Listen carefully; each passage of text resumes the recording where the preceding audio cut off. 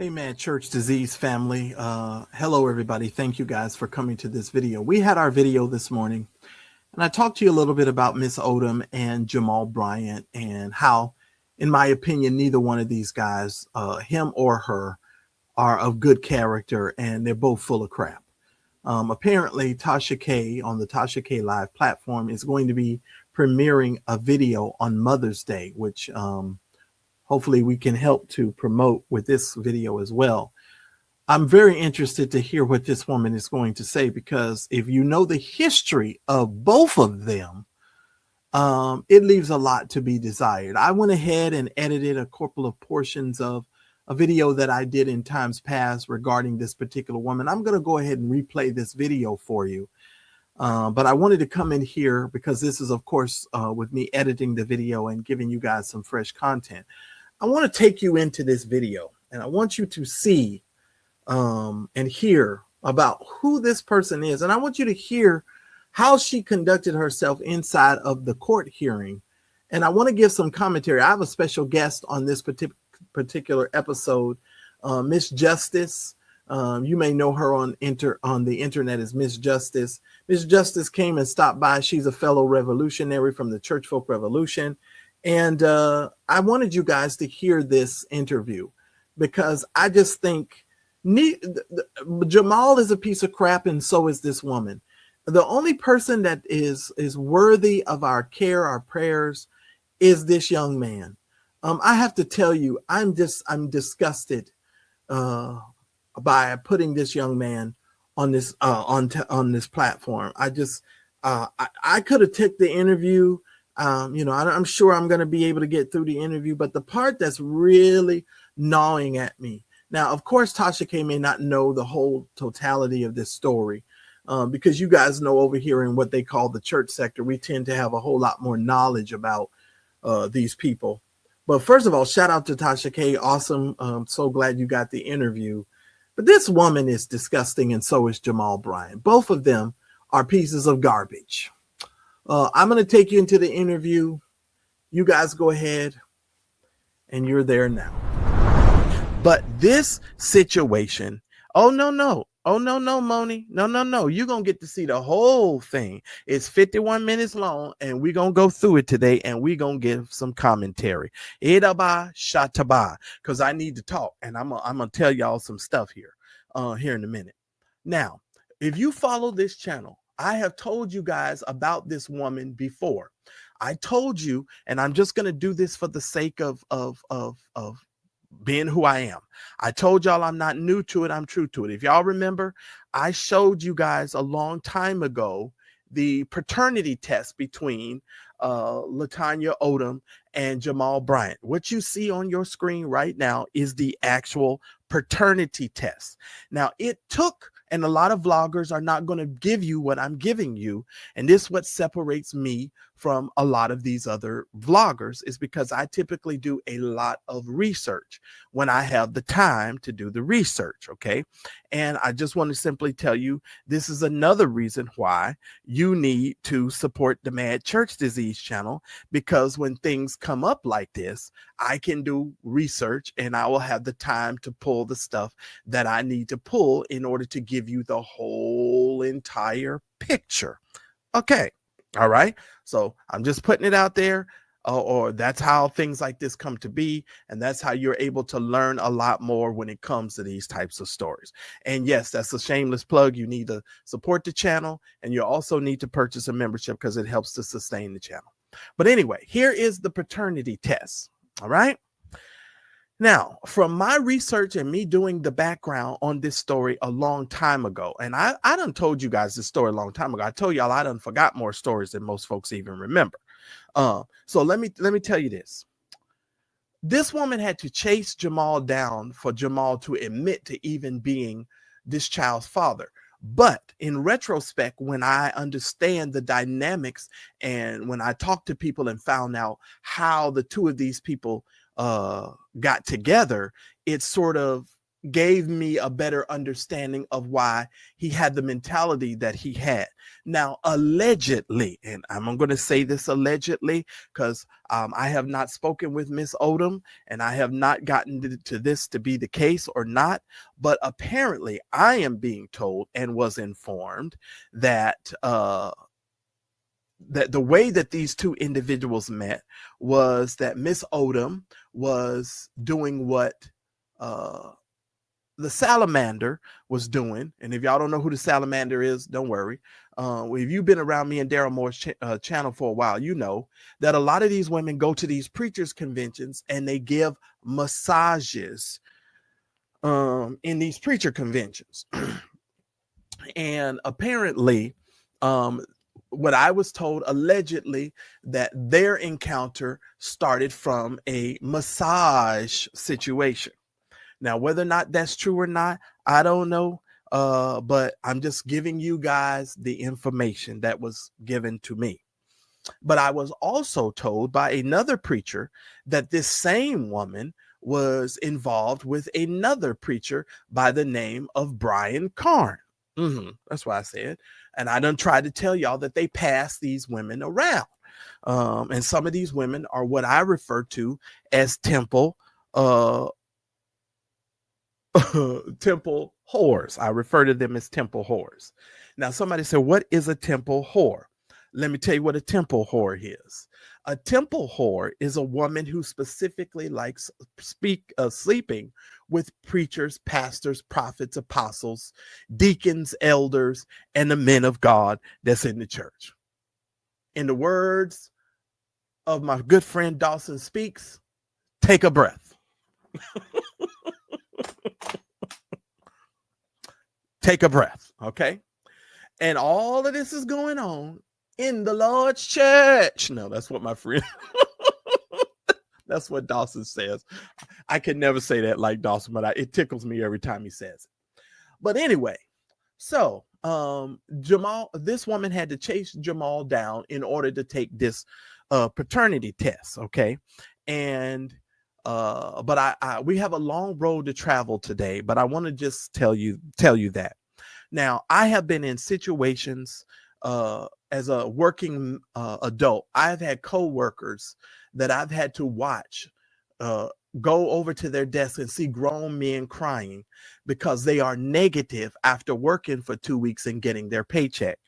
That's your own fault. I make no excuses. If you slinging the dang-a-lang all around town, you cannot expect for people when you sleep with them for them not to come out and get what they should be getting in order to take care of the children. That just, it is what it is, ladies and gentlemen. But I want to show you guys, and we're going to go through this court case, and I want to show you, and then we're going to talk through it ourselves because we got to talk through some stuff. We got to talk through some stuff. We're going to share our audio. We're going to share this. Hopefully we don't have too much drama.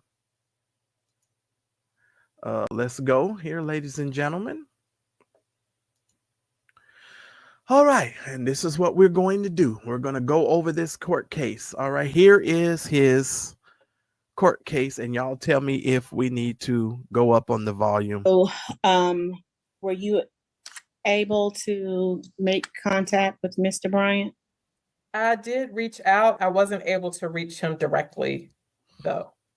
But I sent him an email. I sent him the Zoom information. I tried calling a cell. It didn't go. It went straight to voicemail. All right. So for copyright reasons, we will be giving commentary and stopping this video. But I just want to go over this first part. So the ADA, the CPS people are stating that they went and tried to email Jamal. Jamal did not return any of the emails, and you will hear the judge say in a minute he was supposed to be here for this, but he was not here. And you will hear the judge go over this again. Okay, so let's continue on. All right, let's proceed. Okay. So, Your Honor, by way of background, again, as I mentioned this morning, this is a review and modification. We are modifying a consent judge, a prior order entered by this court in November 2016. That order was Civil Action File number 16-CV-1613. And just to kind of give you a full picture as to why we're here, our office filed our petition on July 8th, 2024. We sent the packet and our agency recommendation out to both parties on July 25th. At that time, both parties. How did we, you're saying someone asked for a modification? Yes, Your Honor. The custodial parent, Ms. Odom, requested a modification of. So, ladies and gentlemen, the reason why we are here is because the custodial parent, which is Mrs. Odom, has requested a pay adjustment, or she wants some more money. Now, before y'all start passing out judgment over here on Pastor Jamal Bryant, I think you might want to hold your knee or your foot in the air before you put your foot on his neck, because as we develop this and we see this, and I want you all to take your emotions out of this, and let's just see where this is going. So let me just keep going here. Of that 16-CV-1613 case number. Okay. And so we did the review and modification process. We got information from both parties. We made our recommendation. We sent our recommendation out to both parties on July 25th, 2024. So at that time, and it says in the pleadings that both parties have 30 days to file an objection. We did not hear from Ms. Odom by way of the other state until the 29th of August, which was past the objection period. So at that time, so you need to understand something. They sent the documents to both parties. Both parties had 30 days to respond. Mrs. Odom she sent her response in on the 29th, and Miss Odom did not actually respond properly, but you'll hear this ladies tell you they went ahead and processed it anyway, even though she didn't do it on time like she was supposed to do it, and when she was supposed to do it, and how she was supposed to do it. They still went ahead and processed it. Just saying. Someone the case manager did give them erroneous information and said that she still could file an objection.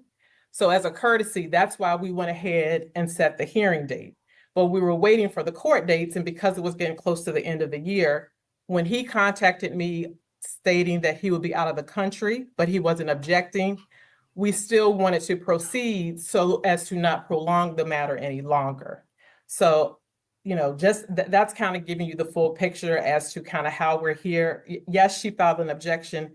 She filed it after the deadline, though, and technically, it shouldn't have moved forward, but because of the error in our office, that's why we went ahead and still proceeded once we got your November court date.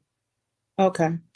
Now, so just with that cleared up, just so we understand this clearly, the ADA went ahead and processed it anyway, even though Miss Odom did not file the paperwork properly. So here again is the court actually working in the best interest of the child to ensure the fact that Mrs. Odom gets heard, the case gets heard, and Mrs. Odom, and they're able to move things forward. So I don't want people in the chat sitting up talking about, they trying to deny her anything. Nobody's trying to deny this lady anything. Now, I see some comments in the chat, and I'm going to try to address everything that you're saying. First of all, Carrie is not going to be paying Jamal's child support, just like Whitney told Bobby she wasn't paying nothing for him. Whitney told Bobby she wasn't paying his child support, and I'm telling you, Dr. Carrie does not seem to be the kind of woman that's going to be paying Jamal's child support. Let me just also say this. Jamal, according to this document, makes over $46,000 a month. If you do the math, that is over $500,000 a year. Now, let me just tell you this. just based on my previous history and my current history of sitting on nonprofit boards and charities and churches, etc., that number is ridiculous for someone who is running an international and worldwide ministry. But I will get there later, and we will discuss that later. But you have to understand the dynamics of a 501c3. Okay, so yes. As for the objection itself, just big picture, and I'll let her speak directly to the court.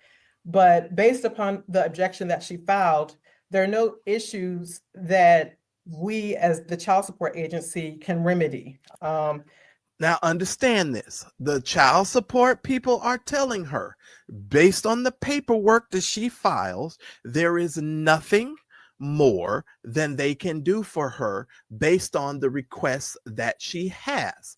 And I'm going to tell you why that is in a moment. They weren't about the finances or the limited scope that the Division of Child Support Services could really do anything about. That's part one.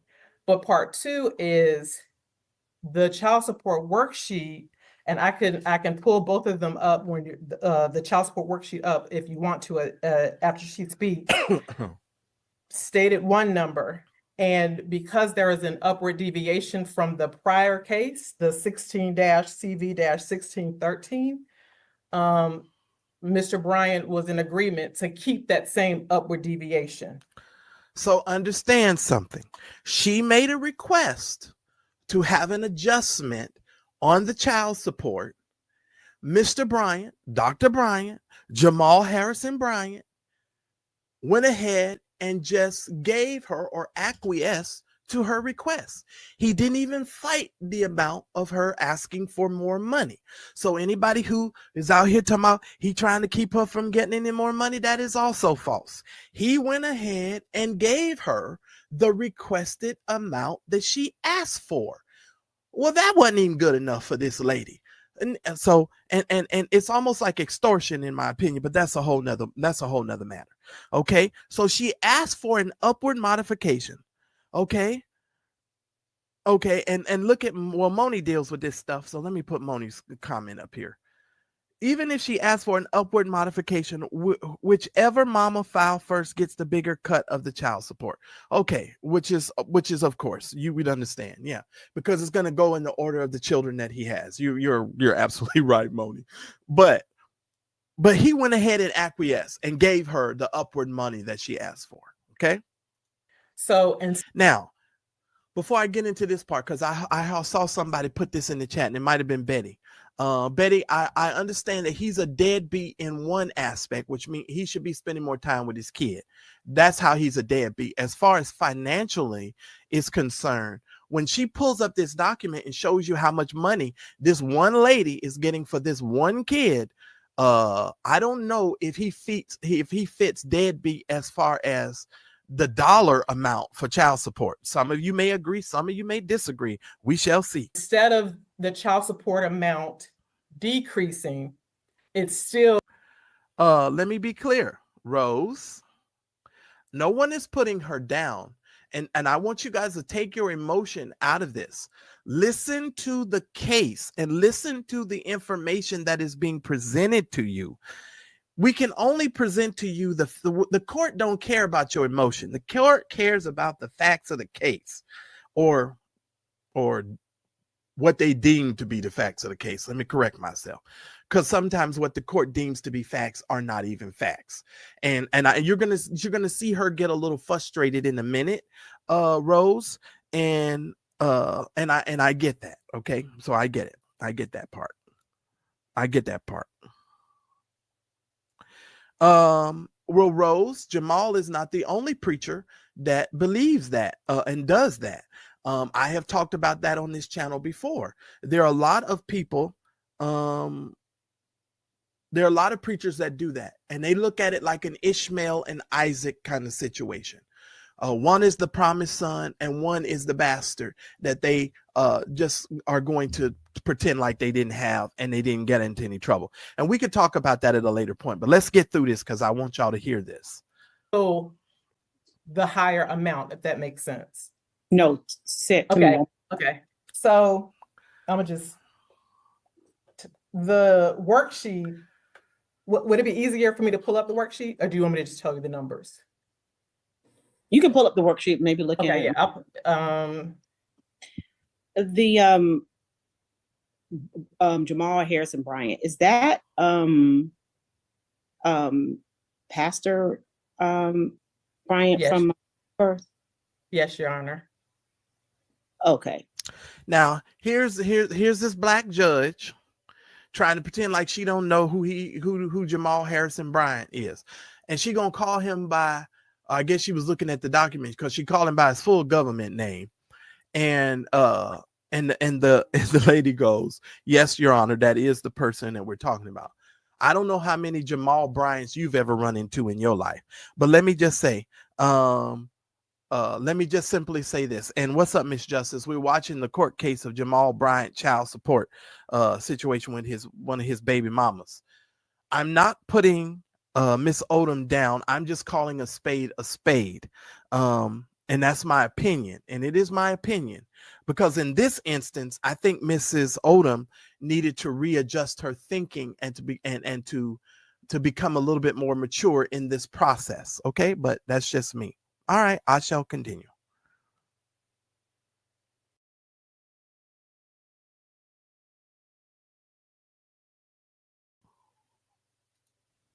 So he's out of the country because he was recently married, I saw. Is that it? No, he actually, it was a previously scheduled church with the trip. That's the information that he presented when he received the notice of hearing. Okay. Does he have he doesn't have an attorney and no one is present here. And your position is what you were okay with him not being here? Since he wasn't objecting, I told him that we would move forward. We'd present to the court moving forward. Since he's not objecting to the recommendation or to the upward deviation, then we would move forward. If the court wanted us to continue it or reset it, we would do so. Okay. No, I mean, no, he got notice. And now I want you to watch this because the judge is about to be real shady right here. The lady is telling you from the child support office, the reason why Jamal is not here is because we told him. I'm not making this up. We're listening to the video of the court case. This is the Zoom. She said, we told Jamal, since he had acquiesced and agreed for the increase in the child support, we told him it was no need for him to be here. So what am I going to show up for if I'm giving you the money? Now, ladies, please don't get mad at me. Please don't get mad at me, but I know, dog it, some of you are. This is why some men feel like when they move on with their life and they get a new girl or they get another person in their life, it's not necessarily about the kid, that you're just trying to be involved in their life or to have them in your presence.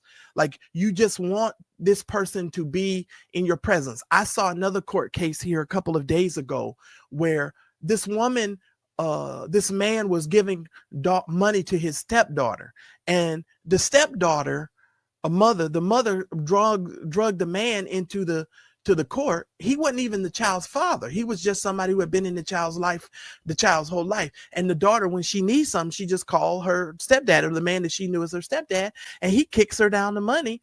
And the mama was like all mad and took the man to court. She wanted to get a protective order against him because she felt like her life was being threatened and all of this craziness. And the man was like, well, Your Honor, I haven't seen this woman in like 2 or 3 years. Like, what are you talking about? But the woman done drugged the man in the court. And he's telling the judge, he's like, well, ma'am, I haven't seen her, so I don't know how she could feel like her life is being threatened. Now you're doing these little tit for tat little things that make some men feel like this has nothing to do with the kid. This has everything to do with the fact that you're in your feelings and you're mad about me moving on with my life or kicking you to the curb. Now, I'm not saying this is the case in every situation, but in a lot of these situations that I've been looking at as of late, and in some of these court cases. I just saw a court case like this the other day. The woman drugged the man into court for a protective order because he was sending money to the girl that he helped raise since the time she was 1 year old. And she's like 15, 16 now. So she called him and asked him for some money. He kicked her down the end and the lady drug him into court. Okay. Anyway, but watch this judge. Watch what the judge says. He chose not to be here. That's his issue. Yes. I'm actually kind of bothered that he's not here because he did not have notice. He did not have the excuse of the court. The court did not relieve him. And so he actually should be here. And the fact that he isn't here actually is that's a warrant. He should be issued a warrant, should be issued for him not being present, to be honest with you. Because it's not right. He has to be here. But let's hear what you got to say. So the presumptive child support amount was $2,096.41. Like I stated, he still was in agreement to the upward deviation. So our agency recommendation was $2,350 per month. I don't see it still. So the presumptive child support amount was $2,096.41. The upward. Let me see if I can blow this page up because I want you guys to see something here. Can we blow this up?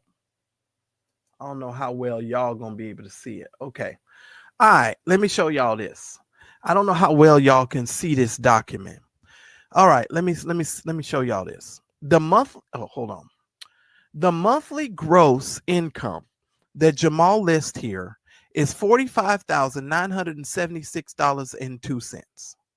At the time, I guess Mrs. Odom's income was $5,833.34. And oh man, I want to say something right here. I really want to say something right here, but then people gonna be saying I'm picking on her. Let's move on. Then he did a monthly adjustment, same thing there. Pro rata shares of combined income. He's paying 88% to her 11.26%. And Moni, if I'm wrong with how I'm understanding this, please correct me in the chat. I know you deal with this all the time. All right, let's scroll up. All right, then it says adjustment for work-related child care and health income insurance expenses, $112. She pays $14. He pays $112. Adjusted child support obligation, $2,096.41, and that's that presumptive amount of child support. That was the amount. And then when you get down here, deviations for presumptive child support amount, they added on an extra $254, and they gave her a total of $2,350 and what is that? 41 cents. Okay. Now, let me just say what I want. I know somebody gonna get mad, but I just don't care. Fellas, this is another reason why I say, you need to be careful. You need to really be careful when you're dating certain people. And I think you need to date people who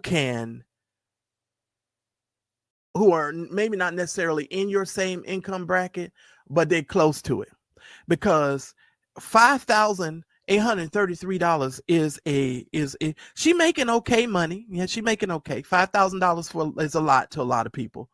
But 5,000 is not 46,000. That is a tremendous gap between income, right? 5,000, 46,000. Big old difference. That's a big old difference. I'm just saying, big old difference. And I just think it is really imperative that you try to date amongst your circle and you try to sleep with people amongst your circle. Otherwise, I'm just saying. Deviation was $254, which brought it to the $2,350, which was our agency recommendation. Okay.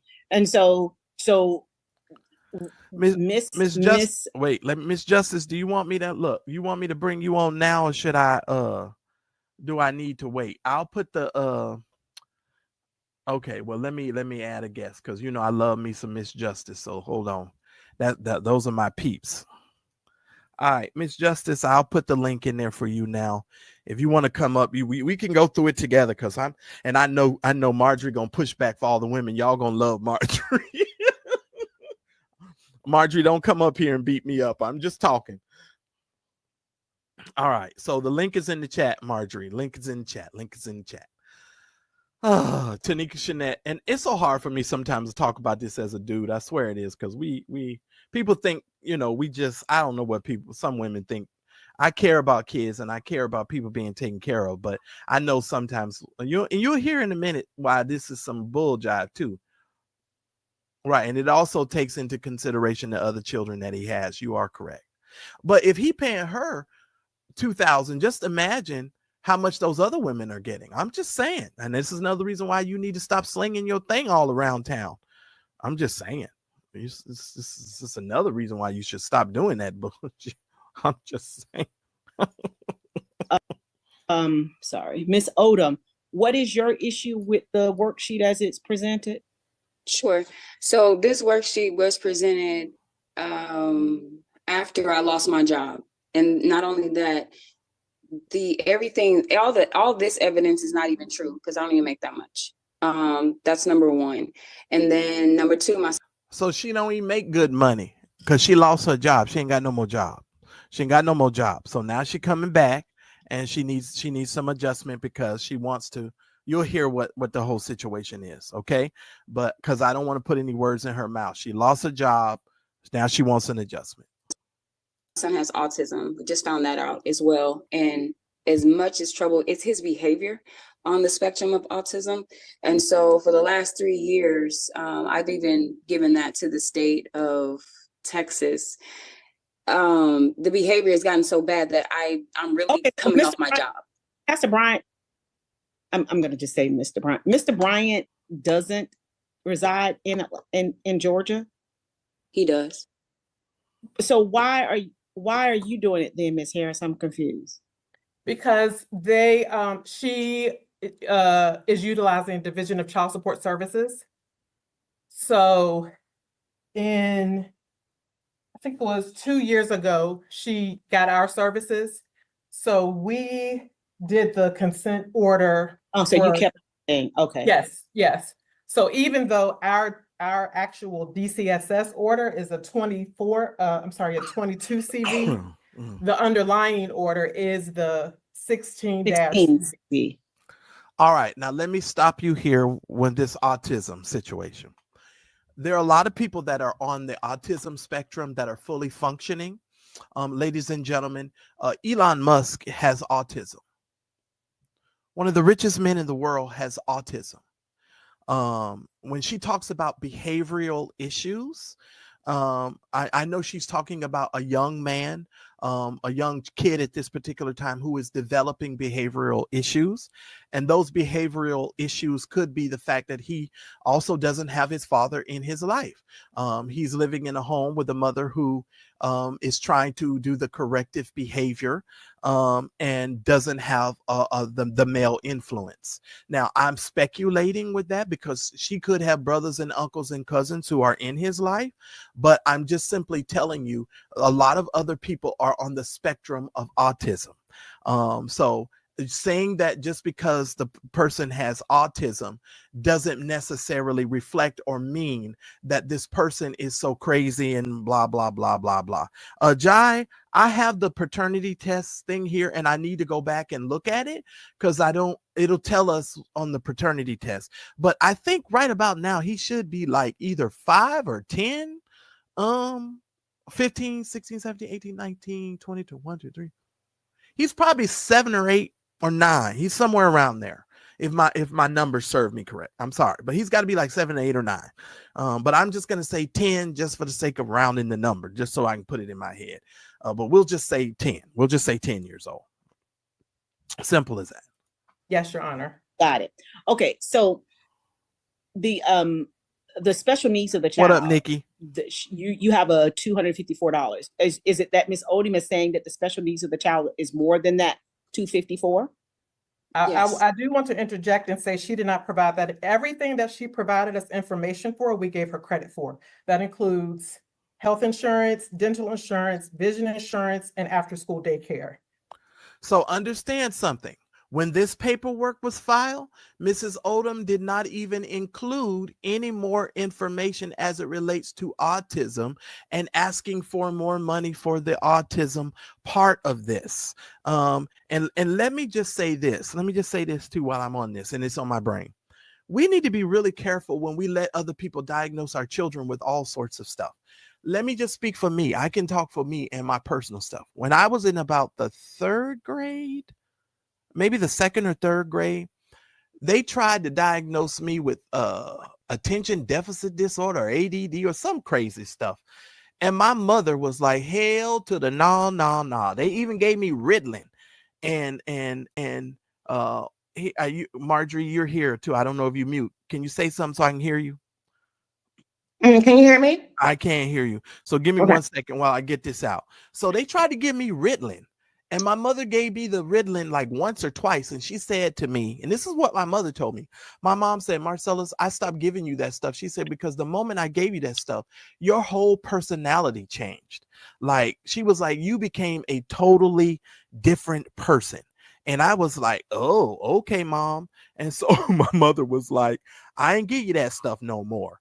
And I'm just here to tell you all, we need to be careful when it comes to these people diagnosing your kids and telling you what your kids have. You need some other opinions, et cetera, et cetera. But go ahead, Marjorie. I'll let you talk now because you done come up and you look so cute. Oh my God. I just woke up because, and I saw you messaged me that you were online. I was like, oh, what's going on? I said, that's Negro. So y'all, this whole thing, I'm already triggered. I know what it's like to go, maybe some of you know what it's like to be going to child support court.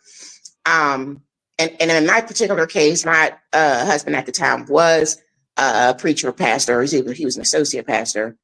And so what you have to battle a lot of times are people also shifting money, hide money away. You know, you're basically self-reporting your income. You're supposed to be producing documents, but who knows what Jamal really reported. And the reason why I'm going so hard on Jamal is because he's so irresponsible all the time. Like, he is not using any type of birth control. You are a pastor. You're supposed to be having some type of morals and ethics with how you are controlling your body and self-control. Self-control is one of the gifts of the Holy Spirit. Right. And you just seem like you never have any. And you're too old for this, Jamal. You're too old for this. You still, well, he got married recently, but that's another subject. I'm not going to talk on that. But I'm just saying, before that, you were just doing anything. Right. And now, you rolling around being driven in by a chauffeur, several cars, being driven in a Rolls Royce. Now your wife in the picture, so she gonna share whatever you got. Right. And like some of these mothers, I wouldn't be surprised if they're taking him back to child support court. Like, wait a minute, Negro, you're not going to be, sliding on my child's money when, just because you got married. And so I think it sounds like to me, I don't know, I haven't watched the whole thing that you probably did already, but it sounds like to me this judge is setting Jamal up. Well, because it don't matter. It don't, and I know what you were saying, Marcellus, before I got online, and I think you had a lot of valid points about men. So I don't want to disparage what you were saying, because that stuff is also very true. I just think Jamal is not the other men.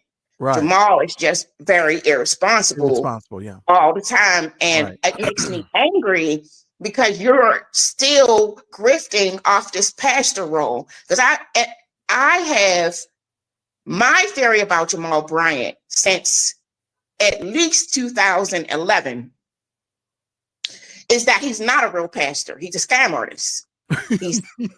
He's not a real pastor, y'all. I don't care. You can be mad and you can, whatever.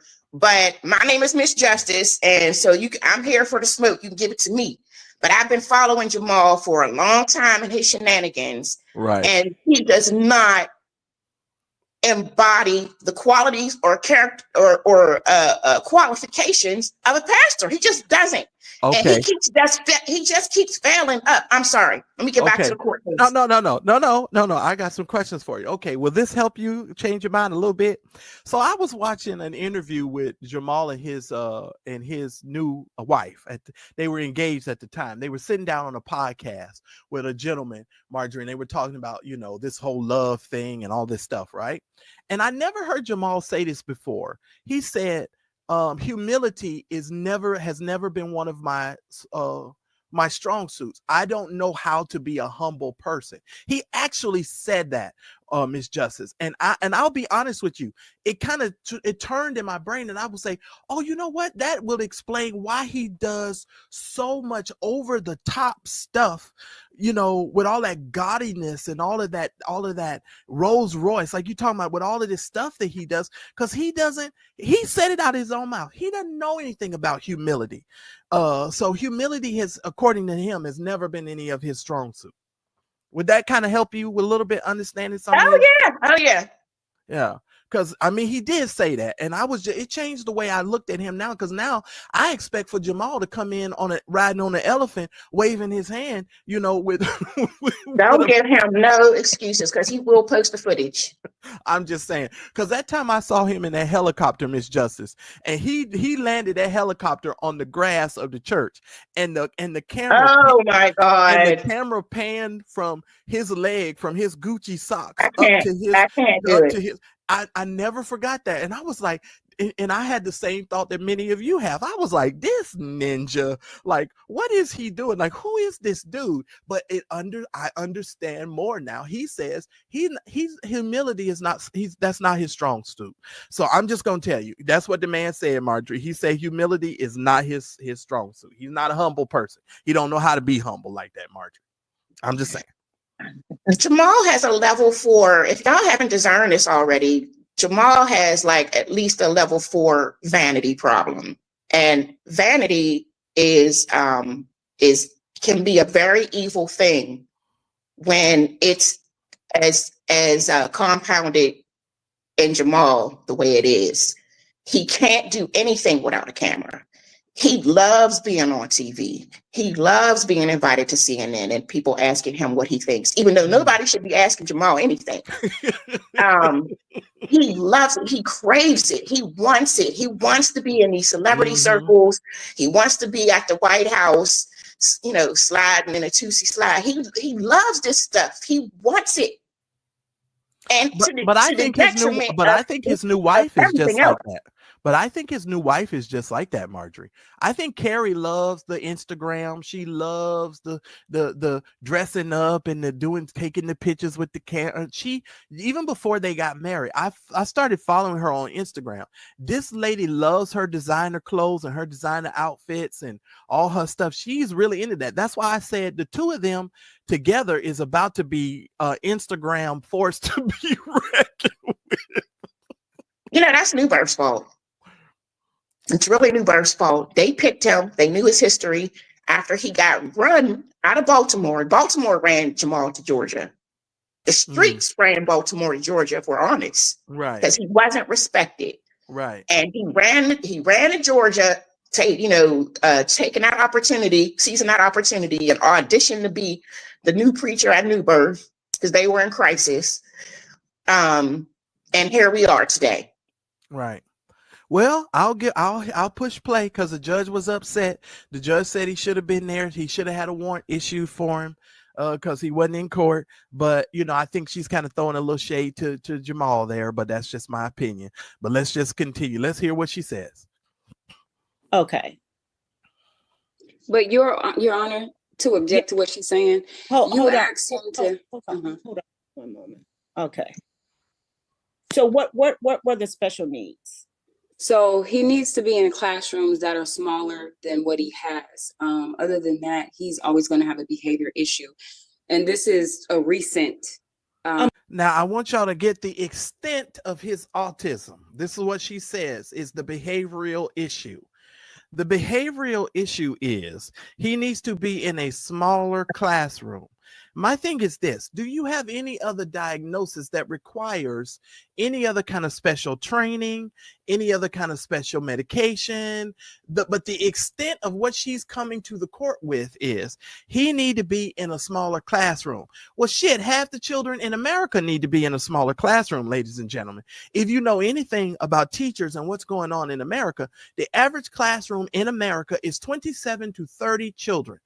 That was at my last count. Now, if it has gone up since more than 30 children, that's even worse. The average classroom in America has almost 30 children in it. And can you imagine being one teacher in a room full of 30 children? That in itself would make me have autism. I would be in trouble. Well, autism is not a quote unquote behavioral issue. That's a whole disability. What are you talking about, ma'am? Well, yeah, but see, that's my point too. She says that he has autism. And then when they ask, okay, well, what do you need or what more money? Because see, here's the thing, ladies and gentlemen. The court is trying to help her. They are thinking what's going on for the best interest of the child. And that's why I don't like the way some people frame this. This isn't about Jamal. This ain't even about this lady. And if you know what I know, this lady has some issues of her own, and I won't go there because people say, well, Marcellus, you just talking bad about her. Well, I'm just trying to tell y'all, I mean, I could say a whole lot more, but I'm choosing You're not talking to. about the judge or the... No, I'm talking about the baby mama, Miss Odom. Oh. Well, You know, okay. because I can get that. I can dig that. But Jamal, maybe instead of riding around town in a Rolls Royce with you and your wife traveling the world, you should have your son in the best facility to get the best attention, to get the best whatever he needs, so he can grow up to be a productive citizen despite autism. Okay, well, guess what? And I'll go with you with that, Miss Justice. But Miss Odom didn't bring that to the court. She's not. You understand what I'm saying? She's not smart. This is what she should have brought to the court to say, okay, well, this is what my child needs in order for my child to get the best education and for him to be having, his autism under control and the things of that nature. She didn't do any of that. She doesn't sound smart, but okay, I'm just saying. And then people get mad at me. I'm just like, here, take your emotion out of it. This is court. Court don't care nothing about your emotion. Court cares about what's on this here paper. That's all I'm saying. Right. Get started. Swear you in. Raise your right hand. Do you solemnly swear or affirm the testimony you're about to give to the court is the truth, the whole truth, and nothing but the truth to help you God? Yes. All right.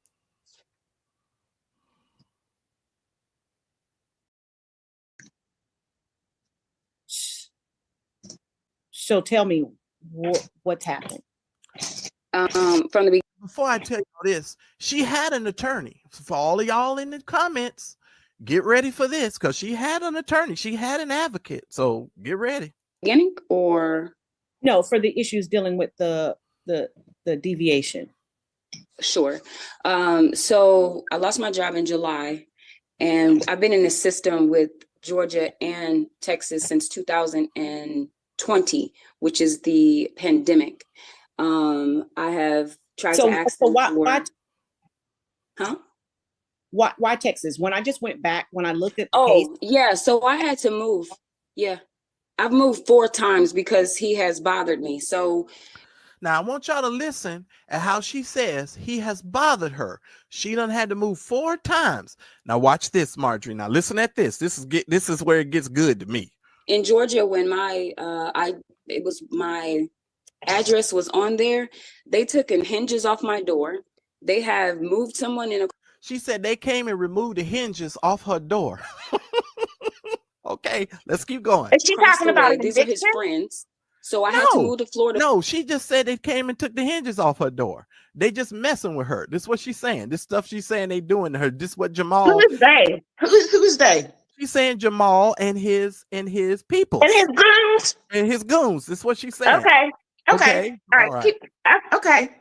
Okay. With my grandmother. When I moved to Florida with my grandmother, then he sent his cousin there. I had to move from Texas. I had to move from Florida. And then I finally went to Texas. I came to Texas. He vetted my residence people. They have towed my car. They have slandered my tires. Now, I don't understand what she means by he vetted my residence. The only thing I think as a father, you need to know where you have a right to know where your child is. And see, this is another thing, Marjorie. Here's another thing, and maybe you can help me out, and I know I'm gonna make some more people mad. I have homeboys who got baby mamas, and the baby mamas feel like they can move whenever they want. They feel like they can go wherever they want. They feel like they can do whatever they want. And the man should not have anything to say, even though you're the custodial parent. Well, I have a right to know where my child is, and I also have a right to be able to have access to my child. Now, I'll be honest, I don't understand this whole mentality that you could do whatever you want. You can move wherever you want. But then when I make any sort of move to find out what's going on with you and going on with my child, I'm supposed to be pushed to the back, and I'm not supposed to, I'm not supposed to have any sort of say. I don't understand that, Marjorie. That's the part. And maybe just in the man in me, I just don't get it. Why do some women feel like they could just move wherever they want to move? And you're getting a check, you're getting the child support. So it's not like you ain't getting the money, and you could just do whatever you want. I could just move up tomorrow. Well, again, you're making perfect sense. Okay. I don't think women should be doing that. Just getting that out of the way. You should be telling your the father what your plans are, and cooperating with them about the move, and if he's okay with it, because you should be considering, if he's not okay with it, having a compromise. You can't just be like, I can do what I want, leave, whatever. Because I did that with my baby's father when I moved to Phoenix. I called him, I asked him what he thought, and he gave me his blessing, so I went. But on the other side of things, we're still talking about Jamal. So this don't have nothing to do with no other men. You can't include Jamal in the club, okay? Okay, you're right. You're right. Include Jamal in the man club, and he's his own creature. Okay. So what I'm saying is, if any of this stuff she's saying is true, and I don't know for sure, but I kind of tended to believe it, because I think I remember another mother having problems with Jamal. Oh yes. We've had these conversations. The Mad Church Disease, CFR. We have talked about this stuff for years. And first of all, Marjorie, I just love you being here, and I miss you so much, because your perspective always makes me, it's always a challenge, and it's always a good balance. And I just love having you here. But anyway, so let me go here. I get what you're saying, Marjorie. Jamal is on a whole nother level. And so we have to treat this like it's Jamal we're talking about and not other dudes. First of all, Jamal has been running from Miss Odom for years, right? Now, let me put this up again. What do you mean running? What do you mean running? He did not even claim this kid. She had to go get a paternity test. And I'm going to put it up on the screen here again. Here is this paternity test, right? And if I blow this up, I believe they finally got this done in 2015, and you guys can see the baby, if you can see the picture really well. Oh yeah, I remember this case. Yeah, he's adorable. He looks just like Jamal. Yeah, so this is the paternity test. And I think they did this way back in 2015. Okay, August, according to this is August of 2015. So this isn't new. Okay, so Jamal, and then she had to track him down to do the paternity, because remember, he was denying it forever. He was like, okay, this ain't my baby. And to be honest with you, from a male perspective, when I found out who this chick is and how she get down, I was like, I understand why Jamal was like, I don't know if that is my baby, because what they say, mama's baby, papa's maybe. So, but when you make it a habit of sleeping around and sleeping with preachers and doing stuff like that, you put yourself in a situation. That's true. I'm just saying. That's all I'm saying. True. And people go, they get so mad at me, Marjorie, for saying stuff like that. But it's just the truth. I'm just saying what it is. It is what it is. But anyway, let me hit the button and we'll go. I mean, I have been through the ringer with this man, and he's pretending like, oh, I'm on the stage just preaching. You're not. You are really trying to negate the fact that to meet you and to see and to say, hey, this is my truth. And I need more money now because of my son. And I had lost my job. Now, mind you, I just got a new job. All this is new information. They don't want to talk to me. Every time I talk to Texas, they say, oh, well, Georgia has 90 days to respond. Then when I'll have no days to respond, it's always, well, Georgia laws are this. I mean, they have taken me through the ringer for 4 years, Judge. 4 years, and I'm finally seeing you now. Okay, so I want to make sure I understand. Right now, where do you live? I live in Texas, Dallas, Texas. Okay. You mentioned that. Where do you live? I live in Texas, Dallas. She didn't even say that the proper way. She said, I live in Texas, Dallas, which caused me a little red flag. Now, I know y'all hate the fact that I'm so observant sometimes. But she's saying her son is on the autism spectrum. I'm trying to tell you, just with some of the things that she said in this video and how she worded things, it causes a little pause for me. She lives in Dallas, Texas, not Texas, Dallas. So she even said that backwards. And some people who have, certain things, the way they say certain things is a clue to you for some other issues. I'm just saying. And she did it more than once in this video, just so y'all know. One point, I'm assuming you were in Baltimore because it looks like the original. No, I was never in Baltimore. No, I was in Georgia. I was never in Baltimore. You never in Baltimore? Okay. No, I never lived there. No. Okay, well, I always lived in Georgia. So how did they meet, ladies and gentlemen, if she wasn't in Baltimore? Very interesting. But listen here, Marjorie. See, this is why I do my research and I call and talk to people. Now, let me tell you something. You can call it gossip if you want to, but some vloggers are good at what we do. I'm just saying. And some of us know how to do our research. And I'm just here to tell you, you better pay attention. I'm not new to this. I'm true to this. And I done said to you what I can say to you in a way that won't get me in trouble. I'm just giving you the information. Now, what you do with the information, you can call it whatever the hell you want to call it. I'm telling you the information. It is what it is. When we opened up the case, it was in Georgia. So your relationship was in Georgia, or was it in somewhere else? Where was the relationship? Georgia. Okay, so the relationship was in Georgia. Mm-hmm. And then you filed for what, paternity? Paternity in Georgia in 2016. Yes. Okay. And then it looks like at some point you guys must have come to some resolution, because I don't remember hearing this case. Okay, remember we had the two attorneys. My attorney turned on me, went to his side, and I was trying to tell you at the day of the closing, I said, I don't agree. And you was like, it's too late. They already signed it. My attorney actually sued me for $15,000 that you awarded him for in Fulton County instead of in DeKalb County. I had to challenge his bar association, and he dropped the case because Jamal did not pay him the $15,000 like he said, because Jamal wanted this case to go the way he wanted it to go. No, I don't know what you. Now I'm just gonna tell you. Yeah, y'all heard what she said. Let me clear this up for you real quick.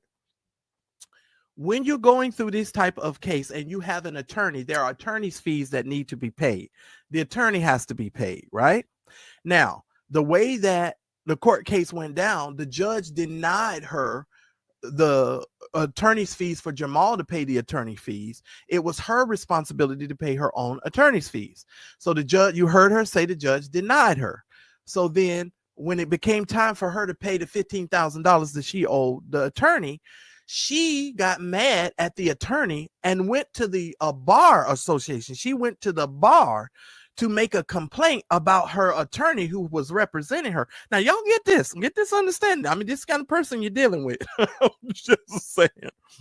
I represented you, brought you all the way into court so that you could deal with your baby daddy and you could get paid. The judge ruled against you as far as the fee for him paying the fee. So you owe me $15,000. And instead of you paying the $15,000, you went to the bar association as if the bar association could get you to not pay the $15,000. So if a smart attorney, because he don't want to have nothing on his record and going to the bar with this bull jive. So guess what he does? He says, you know what? Just forget it. I don't have to represent you. I ain't got to deal with this no more. I'm gonna take this L and I'm gonna go on about my business. And yes, the bar is corrupt. Yes, there's all sorts of legal corruption and crap that goes on, but that's not what we're talking about. We're talking about what the information is on this video and in this case. I know one thing.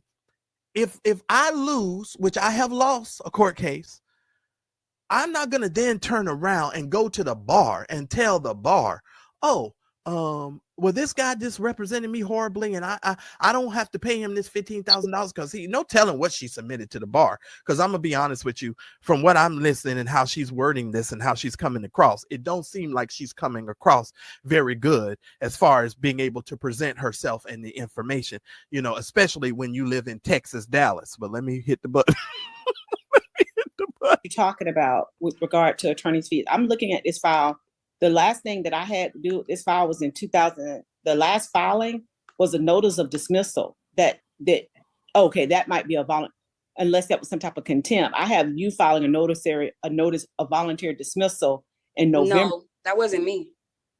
Oh no. Yeah. I've been challenged in this case for a long time. No, this is you. This is it's notice of voluntary dismissal, but it maybe, let me see what it might be. It might be on a contempt. Let's see. Did you file a contempt against him? Here? Yeah. Lately? I haven't filed anything. Lately. Keep in mind how she said it. Lately? Listen to me. She filed the paperwork. The judge said there's a notice. You filed a notice of dismissal. Now, and the reason why she probably filed the notice of dismissal, if you remember what she said earlier, she was having some issues with her lawyer, and she wanted Jamal and them wanted them to proceed with the current case that we're talking about and dealing with right now. I'm just going by, ladies and gentlemen, what's on this video and what we have learned and garnered through this video. Now, that's not speculation. That's just what the people are telling us from the court. I didn't make that up. That just came from the video. So if that is the case, then we need to objectively look at this and be like, okay, she said, well, lately I ain't filed nothing. She said, lately I ain't put nothing. And I'm going to give you this. I know how frustrating it could possibly be for her because she doesn't have a lot of money, doesn't make a lot of money, can't come and get the proper attorney and advocate that could help her. And when you're going through the legal system and the court system, you get very frustrated because the court system doesn't care about your emotion. They don't even care about the child. They just care about the documentation and the paperwork. That's all they care about. They don't care about nothing. The only thing I can say, I've been responding to Georgia when I've read in there. Now, no, ma'am, you filed this. October 3rd, 2017, motion for contempt and sanction. Yeah, that's because that was the attorney that turned on me. Yes, that's why that is the way it is. He turned on me and he sued me for $15,000. Yes, you owed him the money. They play games with your court. So this $15,000 is dealing with. You said the defendant. You awarded my attorney $15,000, and my attorney said at the end, when everything was said and done, and you ruled out on it, you said, and I told you, I said, I don't agree. And Jamal was actually on the phone. He didn't even come to your court. And I said, I would never agree to him being on the phone in the court. And then all of a sudden, when I seen the decree. Now, I want y'all to focus on what just happened here. You see how the shifting and the moving of what we're actually talking about here? The judge say, ma'am, you filed this motion. You filed this paperwork. This is your name on it. And she said, yes, ma'am, I did file it. I forget the word she used, Marjorie. She said, the attorney turned on her. Isn't that what she said? Because you awarded him the $15,000. And she said, and then she switched. Then she says, well, Jamal was on the phone and he didn't even come to your court, man. Well, that's not the issue here. The issue is the paperwork. The paperwork is you filed it and you asked for the notice of dismissal. And the reason why you asked for the notice of dismissal is because you had a whole nother court case, which is why you're sitting in front of this judge right now, which is what they just said in the beginning. And I hate the fact that I use my brain because Jesus said you're supposed to love him with your whole heart, mind, soul, and you got to use your brain. I love him with my whole heart, Marjorie, and my mind. I use my mind when I talk about this stuff. I'm gonna wait for the see what the end is going to be here. I know, right? Of what you signed because of the attorneys. It was sealed it was all kind of things. And then that man turned on me and he sued me for $15,000 that you awarded him for. And I challenged his bar license. No, that's not true. I would not have sealed. I may have sealed his finances, but I would not have sealed. No, I don't do that. No, ma'am. All I'm saying is sealed. Our case is sealed, and it's been sealed. They sealed it. And the only reason why I'm here is because I had to go through child support court because of attorneys. And something. I'm sorry. I don't seal baby cases. No, ma'am, I don't. What I sealed was their finances, the financial information. The court hereby, there was an emergency motion to seal, and I ordered to compel the motion to discovery and exhibits thereto shall be sealed. Not the case, just those exhibits relating to your finances and also your final, but not the whole case. This case is not sealed. It is. So not just Jamal's finances, but she also sealed Mrs. Odom's finances so that information would not be made public. That's all I'm saying. It is a public viewed case, but and if it did get completely sealed, that's not what the order says. The clerk of court is hereby ordered to seal plaintiff's July 8, 2016 motion to compel discovery. I did not seal this case. I don't seal cases like that. No, ma'am, that's not me.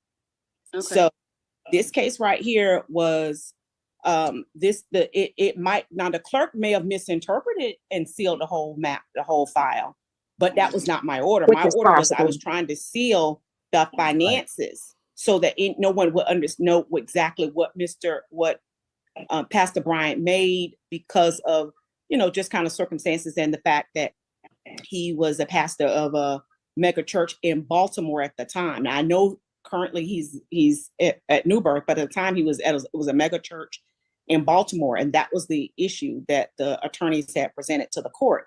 So then I said, and I have done that. Wait. Stop the press. Why is this being weighed as a variable or a reason why his issue should be sealed? Is that what she's saying? Because he's this mega pastor, she sealed the finances. Is that what she's saying? I think they're saying because of how the progression of the court case actually transpired, they're saying that the time frame as to how things were going, the reason why the time frames were and the things were coming, rolling out the way they were rolling out is because he lived in Baltimore, she was in Atlanta, and so it was rolling out in a state that wasn't to, I guess you could say, not to Mrs. Odom's advantage, and that information was presented by Jamal's attorneys, and so he was living in Baltimore at the time, and because he was, and here lies what I said earlier, because he is the president and CEO of an international worldwide ministry, he's traveling the world, as you said, Marjorie, and he's doing all of this stuff. So he's not able or was not able to, I guess, participate as aggressively as he probably would have been able to participate as throughout but Empowerment Temple was not a mega church. They was considering that church a mega church. They did that, right? They considered that a mega church. I'm not lying. You remember he went to the new building? Okay. You remember, because at first they was in that school, and then he went to that new building. And when they got into that new building, when Juanita said she saw Jesus on the wall, you don't remember that, Marjorie? And where Juanita said she saw Jesus. I have other things to say, but I'm just trying to get through the court case. Because I do have things to say, but oh my God. Let me hush. Y'all know I told you I'm not new to it. Let me hit the button. Who have high income finances that might run into conflict with various things, I might seal the finances, but I don't seal cases generally with regard to children. Like if something happens, somebody doesn't want the case to be known to the public. No, I don't do that. There has to be a real reason for that, generally a safety reason for that, but I'm not going to seal it simply because, someone is saying that they don't want anyone to know about their personal issues. No, I don't do that. So I'm not saying that the case is not filed, but I'm saying that it's not sealed, but that is not what my order tells the clerk to do. It may have been misinterpreted that way and it got sealed. But even when I look at it, it doesn't have the seal marks on it, even from my side, but I'm not sure. Okay, because it didn't have that doesn't, but just to inject there, I just want to say that doesn't mean that's not what the clerk told her. Right. Because some of those people can't, I'm not trying to be funny, but some of them government workers do be lazy and they just look at one word and be like, oh, well, it's sealed. So you didn't double check, if it's just one part of the case, if it's just, in the periphery of the case, you didn't do any of that. You just saw the seal word and told the lady to go away. Right. Absolutely. And I got over 500 of y'all in this chat, almost 600 of y'all, and I got 126 likes. Can y'all please fall out of the bushes and please hit the like button? I should be at least 250 likes by now, guys. And I'm giving you the whole picture and the whole story. So at least y'all can hit here. Huh? And Miss Justice is here, so you should be hitting the darn like button. I'm just saying. You get it now. Miss Justice is an OG, so she's the OG. Y'all just don't know. But anyway, let me hit this button because this is a whole new audience, Marjorie. They just think we just popped up out of nowhere. All right, here we go. Let me hit this button. No, it was not. The only thing that was sealed on our side was the child support worksheet and addendum. Yes, ma'am. Everything else, this is not a sealed case. I just want to make sure we get that straight first. And what was the second thing you said you think I did? Because that doesn't sound like me. Tell me what else you said I think I did. No, I didn't say anything else you said you did. You're saying that I filed a content and then I unfiled it, and I never did that. Yes, ma'am. Telling you, yes, you did. You did it, Miss Harris. What I'm saying is the attorney shiced me. I'm not saying the attorney shiced you. I don't know about that. I'm telling you, these things are in your name with the same signature that I'm looking at from one page. They could have copied it. They could have did anything. I didn't do that because I've been trying to get extra funds first when I first did this was about him not paying on time.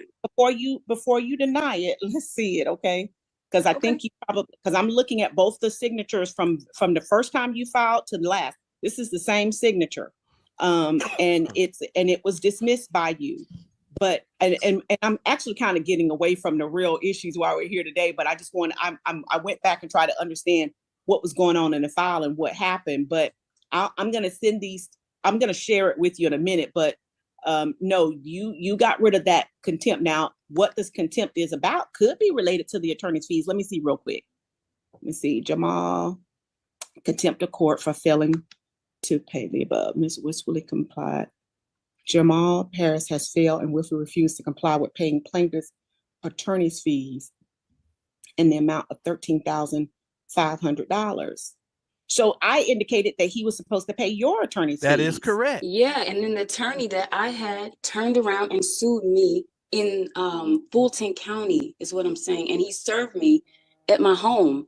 Yes, and I had to. Yeah, I understand what you're saying. I don't know why you did what you did. All I know is you brought it to the court. Mm-hmm. I would have taken care of it because he is supposed to pay your attorney's fees. And as of today, he still is responsible for paying this money to you. That's what it looks like here. That whether you file that again is up to you, but you withdrew it. I don't know why you withdrew it, but you did. On the 17th, before I could order for him to pay you that money, you withdrew it. So I assumed he must have paid it because that's what it says here. I'm going to show it to you. Now why did the attorney sue her? Well, that's easy. I can answer that because if you've ever been sued before, let me tell you something. If you get sued and the judge rules in your favor and tells you win, but the other person is responsible for paying your attorney's fees, you have to go after them to get those attorney's fees. They're just not going to hand over the $13,000 to you.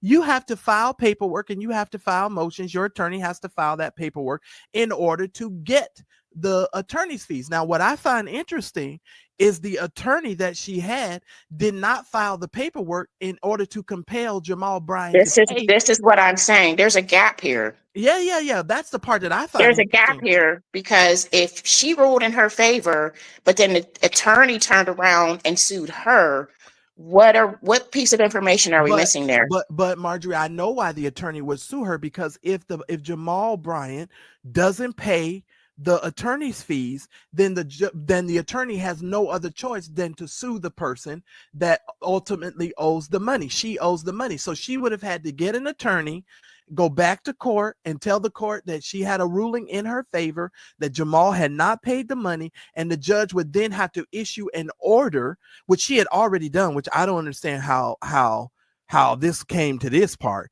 That's the crazy part, because the judge just told you in this video she ordered Jamal to pay her those attorney's fees, right?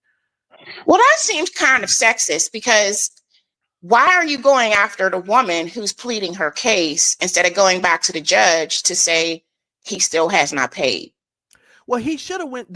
For me, in my opinion, the attorney should have went back to the judge, but that's why there's a disconnect for me, because that attorney should. Something's not right. Exactly. Right. Which, based on that, has me thinking that I tend to believe this lady, because something is not right in the paint. The attorney should not have turned around and sued her. I agree. That doesn't make sense. He should have gone back to the judge and said, this man still has not paid. Right. And then the judge does whatever she does to enforce her ruling. But according to this, you don't go back and penalize the woman. But according to this, Marjorie, but Miss Odom withdrew the paperwork and the order. But she's saying her lawyer tricked her. And it's that, based on how this case has been going, based on the history, it's a possibility, because why are you turning around and suing her? Well, according to this, and even Uncle Fred in the chat says, Marcellus, please go back, check it again. The judge says she never issued the order for Jamal to pay it because the lady had dismissed the case, or she filed paperwork of dismissal. She filed a paperwork of dismissal, Marjorie. That's what the paperwork was that was submitted. She is contesting that she didn't do that.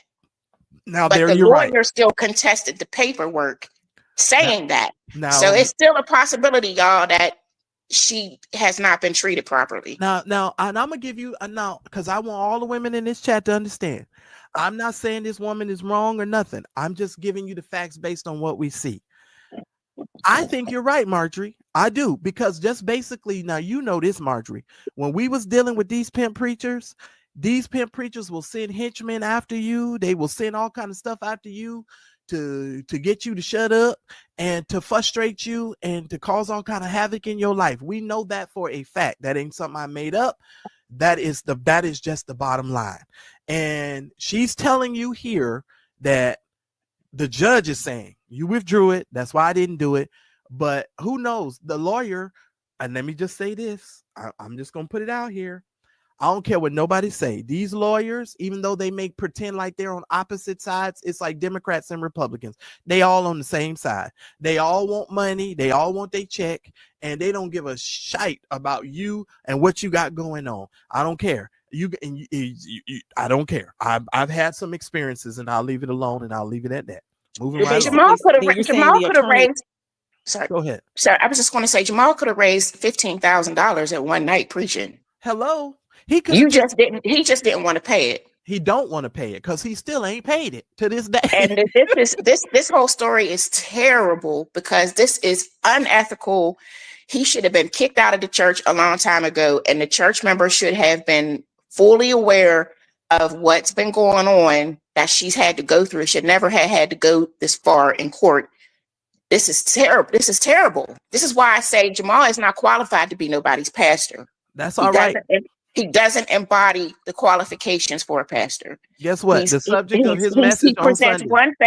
He presents one face on stage and on Instagram, and on the back end, he's swindling these mothers and trying to delay justice, which is also evil. Well, all I'm gonna say is he gonna get up Sunday, and the title of his message is gonna be "I'm Still the Man," and the people gonna say, "Preach, black man, preach." They ain't gonna remove him. They ain't gonna do it, and New Birth ain't gonna get him out of there. If New Birth wouldn't get out that other dude, they sure ain't gonna put Jamal out. I'm telling you that right now. It ain't happening. He's forged your name on this document doesn't look like it. It looks like the same information. And it was dated October 3rd, 2017. But he was still my attorney at that time, is what I'm saying. And then we have email going back and forth. What I'm saying, he was trying to sue me again. I see that there are 2 documents that I can see now have been sealed. That's it. The whole other file is, I just double checked. The whole other file is available to the public. As far as the attorney's fees, I did not require you to pay his attorney's fees. I required him to pay your attorney's fees.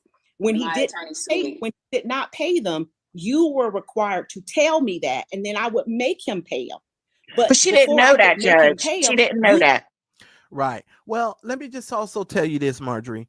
One thing I know, if you get on the judge's bad side, you kind of screwed, because the judge is going to make certain rulings and do certain stuff to sort of undercut you and undermine you. And if you don't believe that, you need to watch the YSL case. I'm just saying, that lady is done with the state of Georgia. She's so pissed off. That judge you could tell she ain't down with them no more. I'm just going to tell you, this woman has been in front of this judge before, just based on the statements that the judge just made. And so I think there's certain ways that this lady is communicating that is frustrating to the judge. But I also want to say this, because this is another thing that I wanted to say. This lady was really young when her and Jamal was fooling around, Marjorie. And this is another thing. And this is why this is the part of this that really gets down in my spirit and disturbs me to my core. He is an older man. He was the pastor of a mega church. He was wielding all of this power and influence. This girl was very young when they was messing around. It wasn't like she was no old lady. Now, I do know some people who know her. So let me just say this. I'm just very careful in how I word what I word. I know what I was told. I haven't told y'all everything that I was told because out of respect for her, and I'm not trying to sway you one way or the other. I just want to report what's on this here in this here video. I just know certain things have been said, but she was young. It wasn't like she was no older person. She was young, and she was younger than him, Daryl, and she definitely financially and mentally was not in a position to be dealing with a person that had that. Somebody said she was 34. Well, I'd have to go back to the thingamajiggy. Okay, y'all might be right. Okay, 34, but she could have been 34, but that don't mean she's mentally mature. And that's the other thing. A lot of these people, you making babies and you doing stuff, but you're not mentally there. And that's frustrating. And that's why as a man, when you start trying to date, even women, when y'all trying to date, y'all need to be trying to see where these people's mental is at instead of just be focusing on folks' physical. Because mentally, this woman, the way she speaks and how she conducts herself and presents herself, she does not present herself very well, even when it comes to presenting herself in court. I'm just saying, that's just me. Jamal presents himself as a predator, and I don't think that getting married is going to fix that. And I agree with you about being young, because I'm not saying age-wise, I don't recall how old she was, but at the same time, Jamal is very, very particular about the type of women he wants to have sex with and have a sexual relationship with, because they have to be feeble in the mind enough that he can manipulate them and they're not going to ask too many questions. And he had to have somebody that was away from Baltimore. So he had been flying back and forth to see this lady and to have sex with, because he has a perversion and won't admit that to himself. And so he just keeps spiraling, and marriage is not going to fix it. And here lies again, ladies and gentlemen, why I love Miss Justice so much. Y'all see how she's smooth? Just you drop that bomb right there. That was so smooth. And the funny thing is, she's right. She's absolutely right. He presents himself as a predator. But here's the problem, Marjorie. A lot of church people do not have the wherewithal or the spiritual fortitude to be able to recognize predatory behavior. And even though we come out here and we try to tell them, teach them, educate them, they argue in the chat and attack you for trying to teach them how to pay attention to the predatory behavior and things like that. Felix, I have to respond to Felix. Felix, it doesn't matter. I know men have a type. He is a pastor. Right. Has a responsibility to supposed to be shepherding a flock, but instead he is being a predator. There's no excuse. If you're not a pastor, then you can't count yourself and to compare with this man. He is out of line. He's out of order. He should not be in anybody's pulpit. He should be a regular citizen so he can just swing his dangling around the city and be community property. That's what he wants. He wants to be a city boy. Right. At 50 years old. Jamal wants to be a city boy. Then you can't have it both ways. You can't have your cake and eat it too. You got to resign that post and go live your life in the streets. That's what you want. Right. Pretty much. And look, I know people, and I know people who know people. That's all I'm gonna say. I'm gonna move it along because I ain't trying to. Took the case back. Now I know your position is you don't see it. Let me ask, see if Miss Harris, see if you can pull up this case for me and let me see it and share it so she can see what we're talking about. Yes, Your Honor. All right, so go. It's 16 CV 1613. Okay. And the document that she originally filed was dated on. Let's see. Oh, wait a minute. Looks like I did a contempt order. Let me see. It looks like I did a contempt. I'll do the one. Contempt order. Looks like I did a June 5th contempt order. That was for insurance because he still doesn't have insurance card and life policy and all that. Let me just say this. According to this paper that we got on the screen right now, if he doesn't have an insurance card and he doesn't have what's necessary at this particular point in time, in my opinion, this is my opinion, then something is not being submitted to the court properly in order for her to get those necessary things. Something is off because according to this paperwork that we have on the screen, Jamal is already paying for this stuff. So if she doesn't have all of these things, then or maybe Moni or somebody can help me understand what is missing here where he doesn't have this insurance. Because if you look on this paperwork, Jamal is paying for the insurance. It's on here. So this is the part of this that confuses me, that makes me say the things about her that I say. What is it? What do you mean he's paying for the insurance? Is a little boy on his insurance? No, well, they give him money. It says adjustment for work-related child care and health insurance. She get $112.19 a month for his insurance, which don't know child insurance costs no $112, but I'll leave that alone because it says for child care. So that's including child care and insurance. Okay. Well, why didn't Jamal elect to put him on his insurance? Well, you want my opinion to tell you to? Because there wouldn't be no $112 if you just put the boy on your insurance. That's your son. Right, but Jamal ain't gonna do that because this is Jamal's issue. Well, that's not her problem. I know, but Jamal ain't gonna do that because you're still being avoidant of taking care of your son. If she didn't have insurance, then you should have put him on your insurance. Why does she have to go and do all this extra work? That's your son. Yeah, I love Marjorie. Marjorie, you are correct. Can't nobody argue with what you're saying because that is flat out correct. He should do that. But I'm trying to tell you what I see from this whole situation. He has done nothing but try to avoid this girl ever since he done got her pregnant. He been avoiding this woman for years. He just don't want to be bothered with her. And I don't know what the dynamics or why he just don't want to be in this woman's presence, because he won't even show up to court to be on the Zoom. So I mean, he's avoiding her at all costs. But I think just like William Murphy and some of these other preachers, they look at these children as Ishmaels. You know, they look at, you're not Isaac, you're Ishmael. This was a mistake. I should have never done this. You're not the promised child. I don't have no blah, blah, blah, blah, blah. You understand what I'm saying? So he's avoiding this at all costs. That's my opinion from the way I look at this, Marjorie. He just don't want to be bothered with this woman. I'm just saying. It just makes me angry. But, yeah, you know. It makes me angry too, especially when it comes to the child, because at the end of the day, this ain't about him or her. It's about the kid.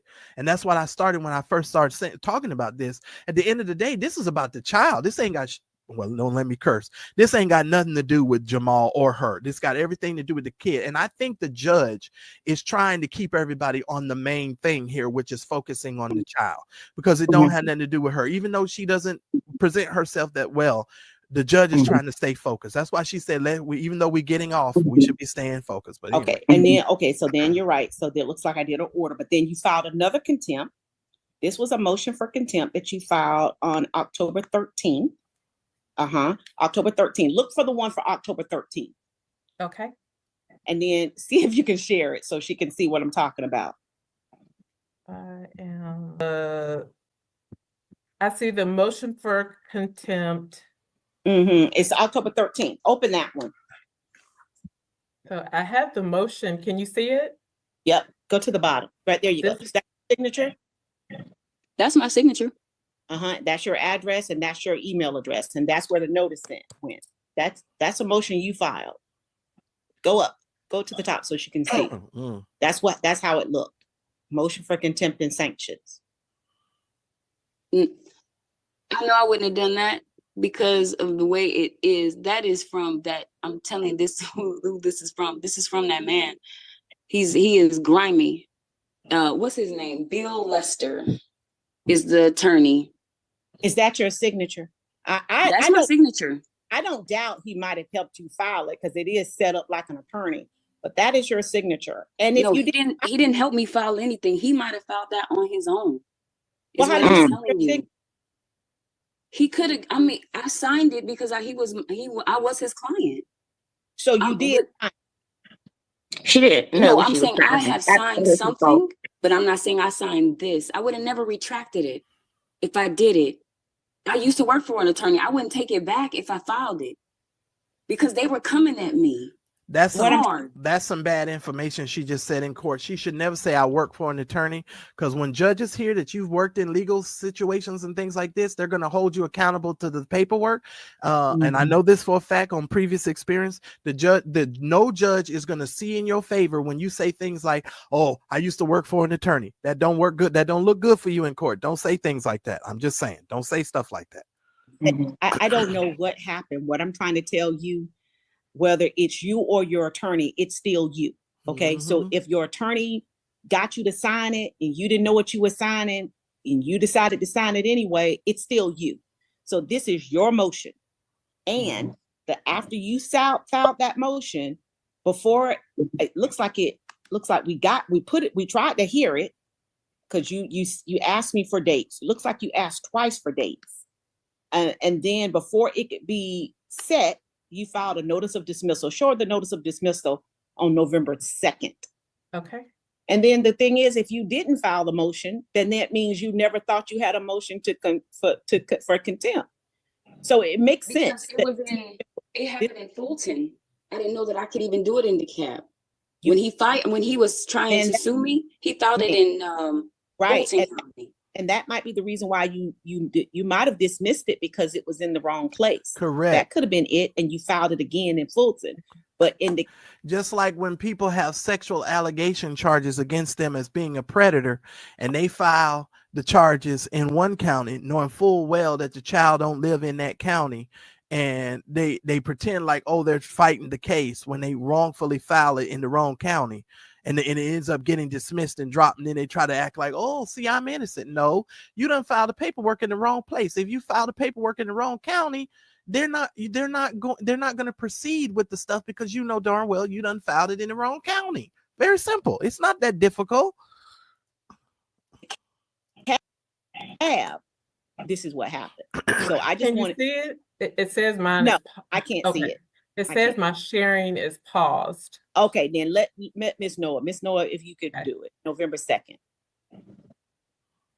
Yeah, all I was trying to make sure that you understood the reason why I took the time over here is because. Oh, yes, thank you, Holy Ghost. Let me say that. Judges don't respond to you saying the attorney is grimy. You know how she just said earlier, he was grimy. See, stuff like that don't work in your favor in court. Stop saying stuff like that. You need to present yourself as well as you possibly can. Yeah, and it also makes me believe that she really is not that smart. Whether I don't know what she did when she worked for an attorney or, If she was just like the eye candy in the office, I don't know.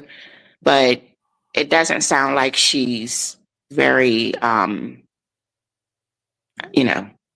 Yeah, the saying things like the attorney was grimy is not going to work in your favor. That's I know all you I'm seem saying. very passionate about your matters, but I want to set the record straight with regard to what this court did or did not do. That's the only reason I'm taking the time to do this for you, because I want you to know what this court did or did not do. I did not seal anything regarding the whole of your case. I sealed some personal documents regarding your income and his, and that was only 2 documents that I sealed. Everything else is available to your case. The next thing is I did not make him pay. I did not make you pay his attorney's fees. I indicated that he was supposed to pay your attorney's fees. Now, if he didn't do it, then your attorney or you get someone else to do it, file a motion to say, hey, Mr. Bryant didn't pay his attorney. That's what I said. Right.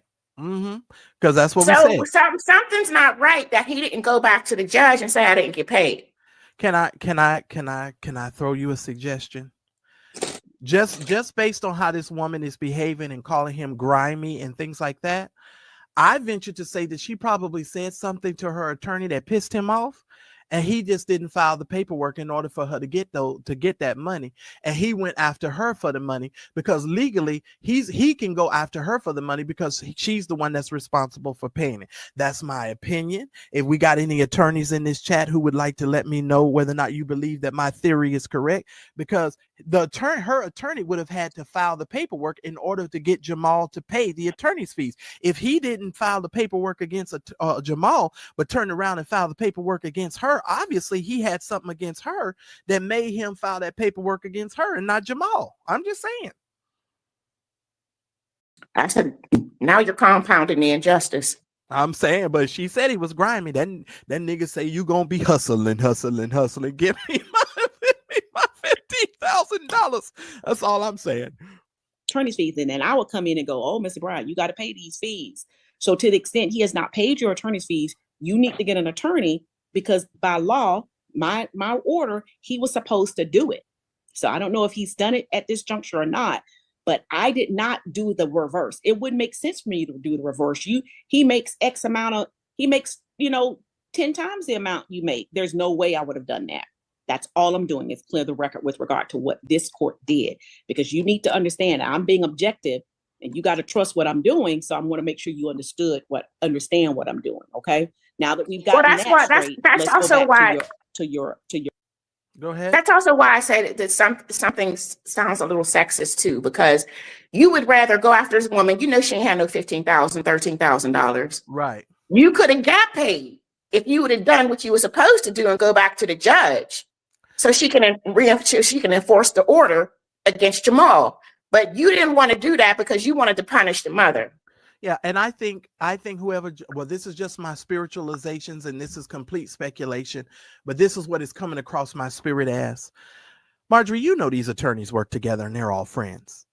Even though Jamal had a separate attorney, I bet you this woman's attorney knew Jamal's attorney, and in order to frustrate this woman and to frustrate this situation, he didn't file this paperwork to go get her to go somewhere and sit down and shut up. And they're messing with her in that fact, because all it took was for her attorney to file the paper in order for him to be paid. And how dumb of him to not file the paperwork, because he's not going to get his $15,000 or $13,000 if he didn't file the paperwork. So what attorney that wouldn't file the paperwork to get himself paid, because it's his money? You understand what I'm saying?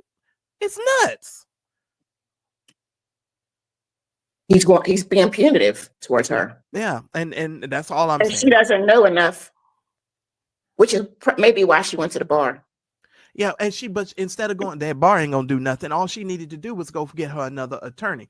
But here's the problem: she don't make enough money, and she had gotten an attorney, so she's thinking that this attorney is gonna work in her best interest. So she's thinking, why wouldn't he file the paperwork, right? You understand what I'm saying? And so I get that. I totally understand that. And this lady, Miss Odom, is being she's being, if I want to say anything, the court system is messing with her. These attorneys are messing with her. And could they be messing with her on the behalf of Jamal Bryant? It could be, because obviously they're messing with her, because all he had to do was file some papers in order for the attorney to get paid. But he sues her. He turns around and sues her. What sense does that make? Where did she find this attorney? Well, I can say in the short time that Jamal has been in Georgia, he has amassed a lot of power. Yeah. Well, it's going to be interesting. It's going to be interesting. Oh, Lord, somebody put in the chat, the attorney got the money from somewhere else. Lord Jesus. Ooh. That could be possible. Ooh. That's a theory. Ooh. Somebody could have kicked him down some ends and told him to, gone. And I don't know. This whole situation is crazy, isn't it? I told y'all you didn't want to miss this episode. That's a possibility. I told you this is That's good. a possibility, because $15,000 ain't no money to Jamal. Yeah, exactly. But maybe he just found a way to pay him, get him the money anyway, without it being on the court record. But you know what? The Fulton County and Georgia's got a whole lot of stuff going on down there in that court system. I'm just going to say this. When Nathan Wade, who happened to be Fonnie Willis's lover, has been paid from an account from, 3 times that they're not even supposed to pay him 1 time from. He been paid 3 times from this account. I'm just saying, there's some whole bunch of shenanigans going down there in Fulton County, Georgia. That's all I'm going to say. And I'll press the button. Your original case. Okay. Now, tell me what it is that your son is doing that is not reflected in the child support worksheet that Ms. Harris presented. What's going on? So I don't have insurance. I haven't had insurance since we started, and we came back to court for that, and he still doesn't have an insurance policy. You asked him to do that. You've also asked him to have a life insurance. We still don't have that. Now, I want to make sure you understand one thing. There are 2 different types of matters that are happening to you right now. The first is dealing with the actual legitimation of paternity case, where I did some orders on them. Okay, those orders. Now, I got to make sure that what's translating is something that I can handle in this case, because they're 2 separate matters. And then he has to get noticed that you're complaining about the fact that he hasn't paid attorney's fees. So we can't deal with that right now, because he hasn't been noticed with the fact that he hasn't paid attorney's fees. You would have to file another motion under this 16 CB case, or you will file a whole different motion for contempt matter. And I bet you she don't have a pen or a piece of paper. She should be writing right now. I would be writing right now. This lady just told you need to file a whole nother order. I would be working on that order. That would be the next thing that I would do. That's the first thing. But somebody said she has a lawyer there with her? No, she ain't got no lawyer. Oh, I thought I read somewhere in the chat that she had a lawyer with her. No, she did. Okay. No, she did have a lawyer in the beginning, but okay. That lawyer, didn't want to work with her no more, so they got smoke. So he go, Marjorie, don't do that to me. Don't do that to me. Dewan said, is he in the Christmas program this year in Newburgh? I cannot deal with him. Listen here, don't y'all start with me today, because y'all know I'll get to giggling. I'm trying to stay objective, so y'all let me press play. Whether that is wherever he lives at now, I don't know if he lives in DeKalb or lives in Fulton. I'm not sure where he lives, but you would have to file a motion for contempt in the county where he lives relating to these things that I ruled on in 2017 or 2016. Now, if you're talking about child support, the things that they have picked up on right here, and your fact that you want a modification of child support, because you're asking the DA's office or the Department of Children's Services to do a modification of your matter. And I don't mind doing it, but I want to make sure there are certain things I can't touch. I can't touch them because they're brought under the wrong file. And also you're asking someone else to prosecute it, so they need to bring it because you're asking them she to ain't prosecute writing it. Nothing. Okay, does that kind of make sense? Yes. Okay, so right now we're going to do a modification of those things. It doesn't mean that if he hasn't paid, if he's supposed to do insurance and he hasn't done it, you can take that up. You can file a motion for contempt, saying he has not paid, he has not put the That is children so on, terrible. put the child on insurance, and we'll take that up. But for right now, I need to know what it is that needs to go in these sheets. Okay. All right. Before we get into what needs to go into those sheets, I think Lynn made a very good point, and I want to point this out. Lynn said, because she went to the bar on that other attorney, it may be that no other attorney wants to represent her or deal with her. Because when you start going to the bar and messing with people's licenses and their livelihood, 9 times out of 10, they are not in a rush to represent you. And so I just find that very interesting. So now she needs to answer to this judge what she actually wants. Now, ladies and gentlemen, pay attention. Oh, sure. All right. So tell me what it is that you want him to pay for in this modification. Yeah, I want him to pay for the school that John has to go to now. Oh, what school does he have to go to? It's there's 2 I've chosen that have like insured quality of life for John as far as like autism. It's called Legacy Christian Academy. I hate to interrupt, but is he enrolled in these? Because you provided us a school that he's currently enrolled in. Yeah, and that school does not, they're not, yeah, that school doesn't even have the program that he needs for autism. But you that haven't school enrolled is the him one. in the other one, correct? Yeah, yes. Okay. So he needs to be enrolled in another school so that But he can get give you the credit proper for that. education. But we can't give you credit for that until you provide us proof that he's enrolled. So you didn't provide, the only thing you said in your objection is that you think it should be handled in Texas, and that you stated, I request this case be transferred to Texas for a thorough review and reassessment. It is imperative that the court holds the non-custodial parent accountable not only for financial obligations, but for a lack of involvement in our child's life. Okay, now this is what she filed with the court. Now, Marjorie, according to the law, this is just the law. If you want your ex to pay for the child's education and you have him on child support, the child has to be enrolled in the school. You can't ask them to pay for something that he not even in. So she's asking for a modification for something. Now, I want to go back to a point.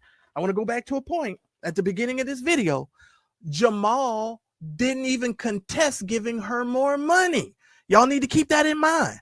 Jamal didn't contest this. The modification, according to what we talked about in the beginning, he went ahead and gave her the money. He gave her the other money that she asked for, because she asked for some more money in the before they even got here. So he went ahead and gave her that money, and now she's asking for a modification for the child's education. Then she asked for the case to be transferred to Texas. Now she's asking for the case to be transferred to Texas because she thinks she's going to get the money faster, and you find that out later in the video.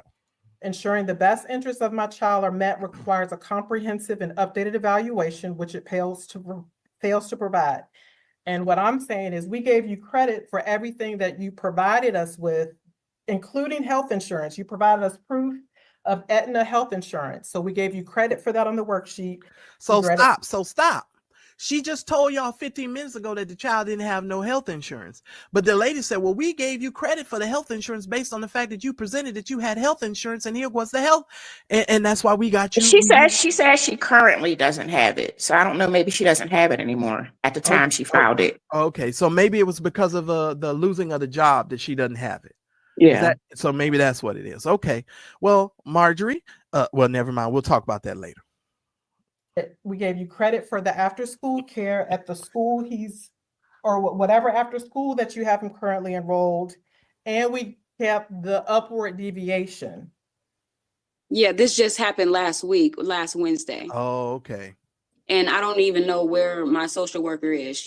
Her email has bounced back, so I don't know. No one keeps up with me, so I'm here. So all this is new. So are you, is it your position that you want Texas to handle it? Yeah, because nobody has done anything to him. Like right now, no one holds him in the court of law for nothing. No, so he is nothing. So Marjorie, you hear what she said? She said nobody does anything to him. And see, this is where I say you need to focus on what the main thing is. The main thing is getting your child what your child needs. Stop focusing on Jamal. Focus on what you're trying to get accomplished, ma'am. You need to make. I mean, and I think you're exactly correct. I agree with you.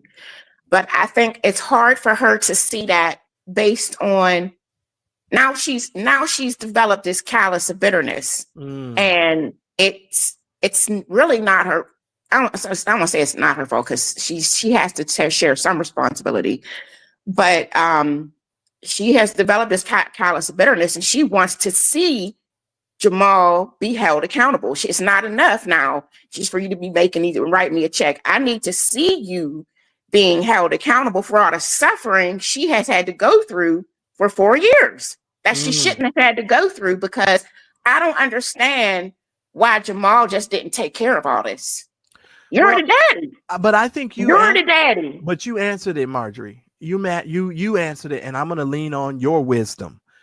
You said in the beginning that he is not a person who has taken responsibility. He's never taken responsibility. He just continues to shuck his responsibility all the time. You said that from the beginning when you first came on here, and you are 1000% correct. Jamal has never, when this woman first approached him, he never even took responsibility for even making the baby. So the mere fact of thinking that he's going to some kind of way acquiesce to this woman's request, there's no way he's going to do that, because he has a certain perception of this type of woman.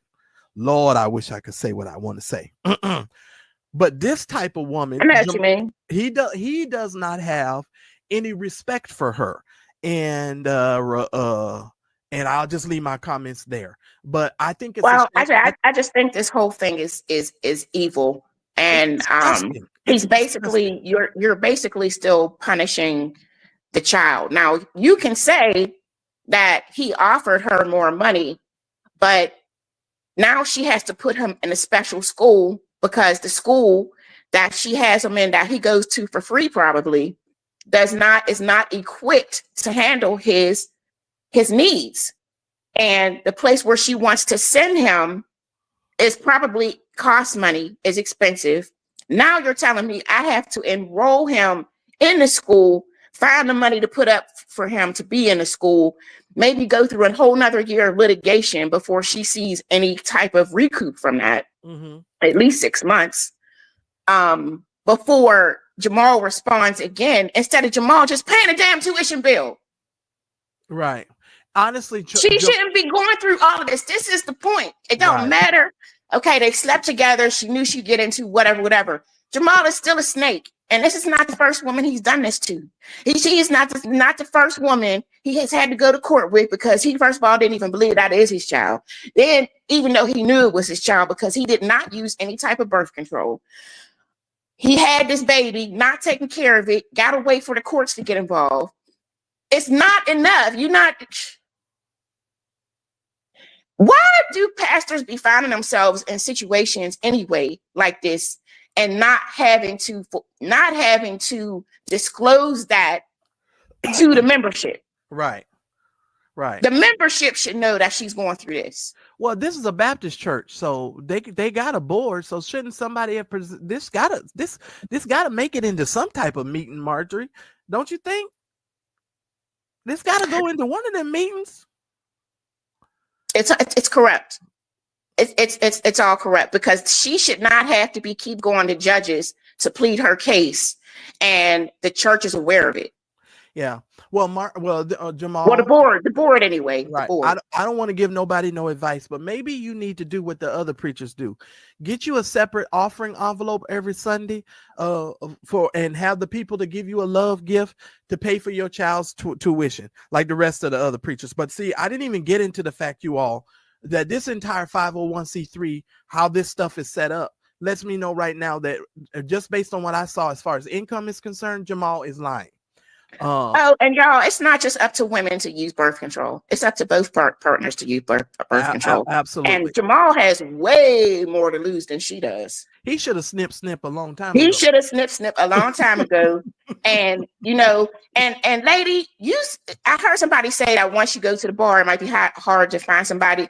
She need to go find out who's that blonde lady that was in the YSL trial. What's that lady name? I forgot her name. Because she liked to squabble. Oh yeah, she does. I would go find her. You need somebody that knows how to squabble, girl, and that's going to plead your case. I'm not sure she's a family law attorney, but she knows somebody.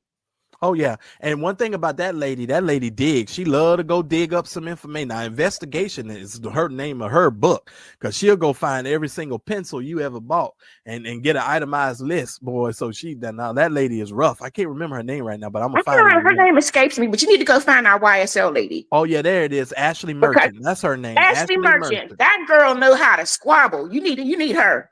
Yes, indeed. Yes, indeed.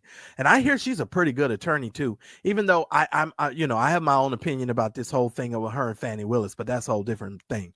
But all right, I agree, Marjorie. But let me just tell y'all this. Let me tell y'all this about the 501c3 real quick while we're here. The way that it's written, you all, the parsonage, his corporate credit card, and all of that stuff are perks to his job that she can never touch. Now, I don't have time to go into all of it tonight or today. Just understand there are other perks that preachers and pastors get that help them to enjoy the lavish lifestyles that they get, that she will never be able to touch that money. And it's unfortunate, but it's all legal.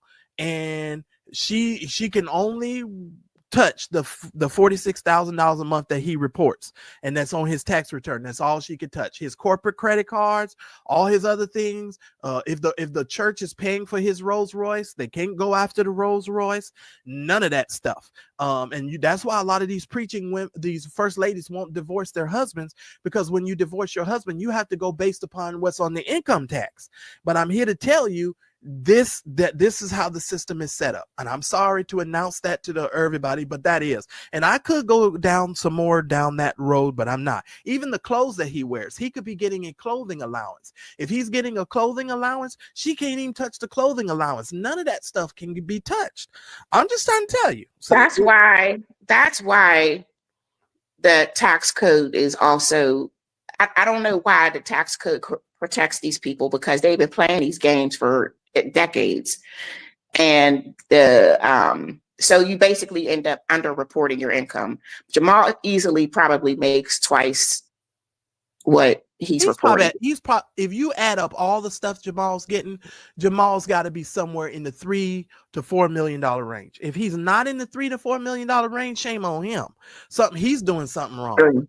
Yeah, he's doing something wrong. And this lady has to beg a judge to send her son to a special school. Come on now. And that's the sad part about it, Marjorie. That is the sad part. Jamal, let me make a request here. Jamal, I ain't hating on you. I've said my things about you in the past. Yes, I have. I'm happy you remarried. I'm celebrating with you in your marriage. I'm not. I know, Marjorie. Marjorie said, listen. I want violence. Listen here, Jamal. Do what's right when it comes to your son. Write these people a check. Cover your son's school and his health insurance. Get that stuff taken care of, and his life insurance. Just do what's right. Do what you would do for them, your Giselle's children, your girls.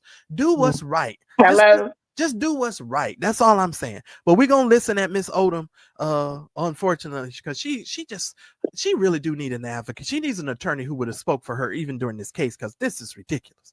Oh no, he will change. And just let me tell y'all, some vloggers have been known to make these preachers 360-degree turn on what they're doing. Because see, when it's hidden in behind the scenes, it's fine. You can do all these shenanigans. But when we start calling you out in these public spaces and places, and this is why vlogging and being a good vlogger is important, and focusing on good things like this that could actually help somebody. It's not about the salaciousness of the story. It's about you actually doing what is right. Justice. Right. It is about doing what is right. Pay this young man school. Stop skipping and jumping and hopping around in some spiritual jump rope like you don't have no responsibility, and you're treating your child like he is an Ishmael. And I know the attitude that you all have, because I've been in those places and spaces. Your son is not Ishmael, sir. And even Ishmael got a word from the Lord and got a promise from God. Okay. Even in the midst of that circumstance and situation, Ishmael received the word of the Lord had to come to Hagar regarding that. So I'm not understanding. These people kill me, Marjorie. They skip all over the Bible and they just don't read. I don't understand it. But anyway, let me press the button. He doesn't pay on time. You have ordered him to pay on the first. In Georgia, no. Miss Odom, one moment. In Georgia, the non-custodial parents have until the end of the month to pay. He has paid on time every single month. He typically pays the first week of the month, and I can show No, he a doesn't. pay history. I can show I a can show you my pay history. I will pull up my bank accounts. Miss Odom, you can't. At one point, you and I were having dialogue, okay? And Miss Harris watched and listened and did not interrupt. Now she's trying to present something as well. Give her a moment as well, okay? You'll have an opportunity to be heard, okay? All right, go ahead, Ms. Harris. This is an intergovernmental case, which means he pays Georgia. Once Georgia receives the payment, Georgia sends it to Texas or wherever you are, and then your state distributes it to you. Whenever your state distributes it to you, doesn't have anything to do with us. But if he gets more than 30, if he does not pay within 30 days, if he does not pay in the entire month, that's when he's in trouble. He has paid every single month, which is why he does not have an arrears balance. So when you asked the other day, what's up with your payment? He had made his payment on November 8th. Whether or not you've received it, that's why I said you have to talk to your state, because Texas is in control of when you receive the funds. Okay, but he's giving and as soon as we get it, I'm sorry. He's giving to Georgia timely. Correct. Every single month he is getting. Now, if you go back to the original document that I pulled up, or that she pulled up in this video, there was a $1,900 back payment that Jamal needed to make before they got to this situation. So he was behind $1,900 according to their own document. And if you guys go rewind this and go back and pull it all up, he was behind $1,900. So Mrs. Odom was correct that he was behind in a certain amount of money, but according to how the payments are being made, she's getting the payments late because Georgia's sending them to Texas. Texas is giving them to her. And we're all talking about the state, the government. Everybody know the government moves slow. The government ain't fast about you getting no money. They're not doing that. So it's always going to be delayed, and it's always going to seem like Jamal is late. But Jamal is paying on time, according to these people. Given to Georgia timely, and it's typically between the 1st and the 8th of the month. Okay, do you understand that, Ms. Odom, that there is a time frame from the money going from Georgia to Texas, and so there might be delay? Do you get that part? Mm-hmm. Yes, ma'am, or no, ma'am? Yes, ma'am. Okay, so your position is that you feel like you're not getting the money. There are times wherein you do not get months. Is that what you're saying? Yeah, he knows that he has 30 days. So one month he may pay the next month. No. They're saying like, oh, he's giving $10,000. I'm like, where's the money? I don't have anything. And that's between Texas. I will pull up the pay history, Your Honor. Can you pull up the pay history? So we're going to take a look at it. So Ms. Odom, what I need for you to do, I know this is hard because this is your baby and you want to make sure everything is taken care of, but you're going to have to calm down for a moment, because if you bring your passions down a little bit, you'll be a lot more objective about what we're trying to do. Okay. No one is trying to hide the ball from you. No one is trying to make sure your son suffers. We're trying to make sure we do what's right. But sometimes when you're dealing with a lot of different governmental stuff together, it doesn't come out as smoothly as it's supposed to. But I don't want you to think there's some conspiracy going on. So we're going to try to be as transparent as we can, so you can leave here feeling like you understood what was happening. Okay. Okay.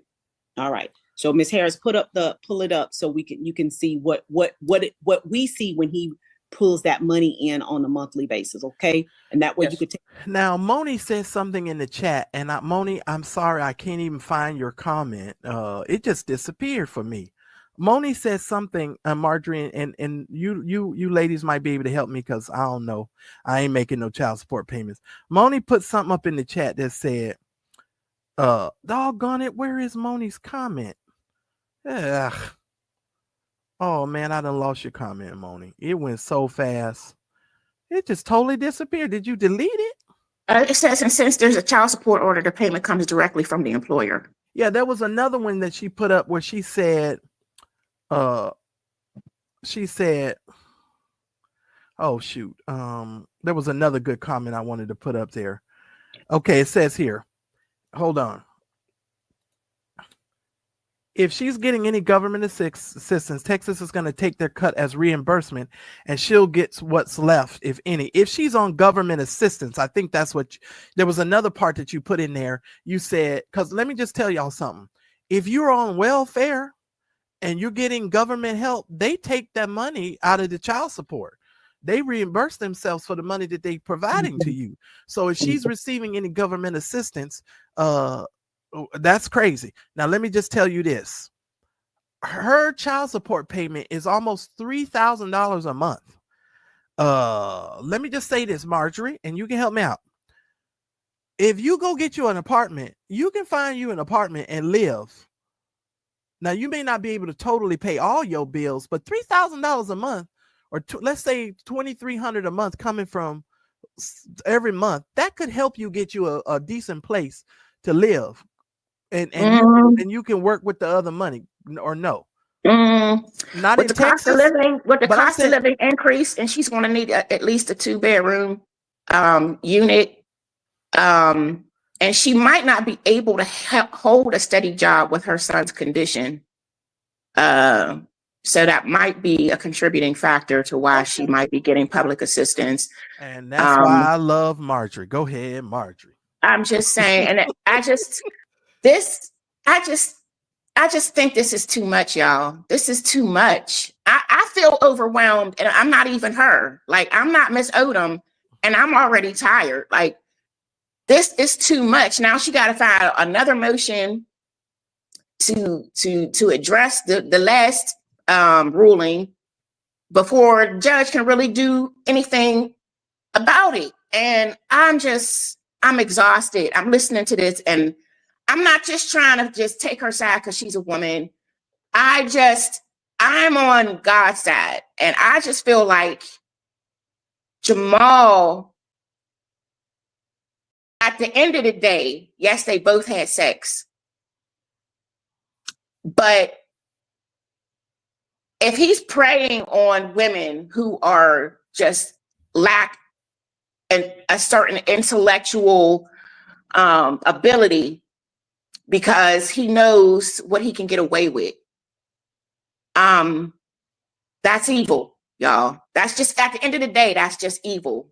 And he has a type or whatever. It doesn't matter. You're not paying for your son's quality of life. At the end of the day, you're not doing that. And this lady has to go to a judge and beg. Yeah, and that's the problem for me as a man. I'm gonna be honest with you. Even if I don't like you, and that's another reason why I've been so careful. Let me tell you something. Even if I don't like you, it's not about you. It's about my child. You're not gonna have my child in no Payless, and I'm walking around here in Air Jordans. I'm not gonna have my child. My child needs to dress how I dress. If I'm in designer, my child need to be in designer. And this is the problem. This is the problem that I have with dudes like this. And then now this is where I'm gonna really have to press the button, because I get pissed off just thinking about this, because I really think that is some bull jive. Jamal, you Gucci down to the socks. You feel what I'm saying? You Gucci down to the socks. And to have your son not having the things that he needs in order for him to leave, you and your wife just spent all that money on that wedding. And you mean to tell me y'all wearing designer stuff, custom made stuff? Y'all not wearing? Yeah, I'm sure that was custom. Yeah, are you kidding me? Come on, bro. Like, don't have your kid. Like, I remember one time I went over this girl house one time, Marjorie, and she had a small kid. The kid didn't have no shirt on. And so when I go through the door and I'm looking at this small kid, he got a sucker stuck to his diaper. The sucker is stuck to the diaper. And I'm looking, I said, now listen here. If I would have been the baby daddy, and let's say I was coming to visit, I'd have been instantly pissed off. Number one, why is this fucking sucker on my son's diaper? That would have really pissed me off. You understand what I'm saying? And then I would have just, you know what I'm saying? I would have just lost my freaking mind. You know, but you got to be careful, like the people say in the chat, on who you lay down with too, because you got to find out some stuff about these people, because Lord, I'm just pissed. Jamal, take care of your son. And from my understanding, this may be the only son he has, though, right? Because I think all the rest of them are girls. I think so. See, nigga, please. Okay, you whack. Now, let me hit the button because I'm gonna go off on a tangent. Look at it, and then I want you to compare it with what you get from Texas, and that way you can go to Texas and say, "Hey, Georgia is doing this, but you guys are doing this," and you can try to figure out where your disconnect is. Okay, all right. I wore Payless shoes too when I was younger, but not as an adult. I'm just saying. You see this? Mm-hmm. All right. Sorry, it trying to come out and come in like you taught me. Oh, I can see it. Well, so you see the pay history? Yep, stars. Yes, perfect. Yeah. Okay, so it looks like at least from April of 2024 until November of 2024, he looks like he paid it in the first week of each month. But I can see that in March of 2024, there was $1,400, and then hold up, that because the issue was he had also been overpaid. So at one point, it was coming out of his paycheck. That's where you see the W and the payment source. That's wage withholding. So those split payments are how our system was taking it out of his paycheck to equal the amount. There was also an issue once they did the accounting that he had an overpayment. So they also had to give him some of those, like these escrow amounts are payments that he was overpaid. So those checks went back to him because he was paying over the amount in some of them. Is that the E? Which ones went back? Can we tell? I believe, and this is what the case managers really do, but if I'm not mistaken, I think the E means it went to,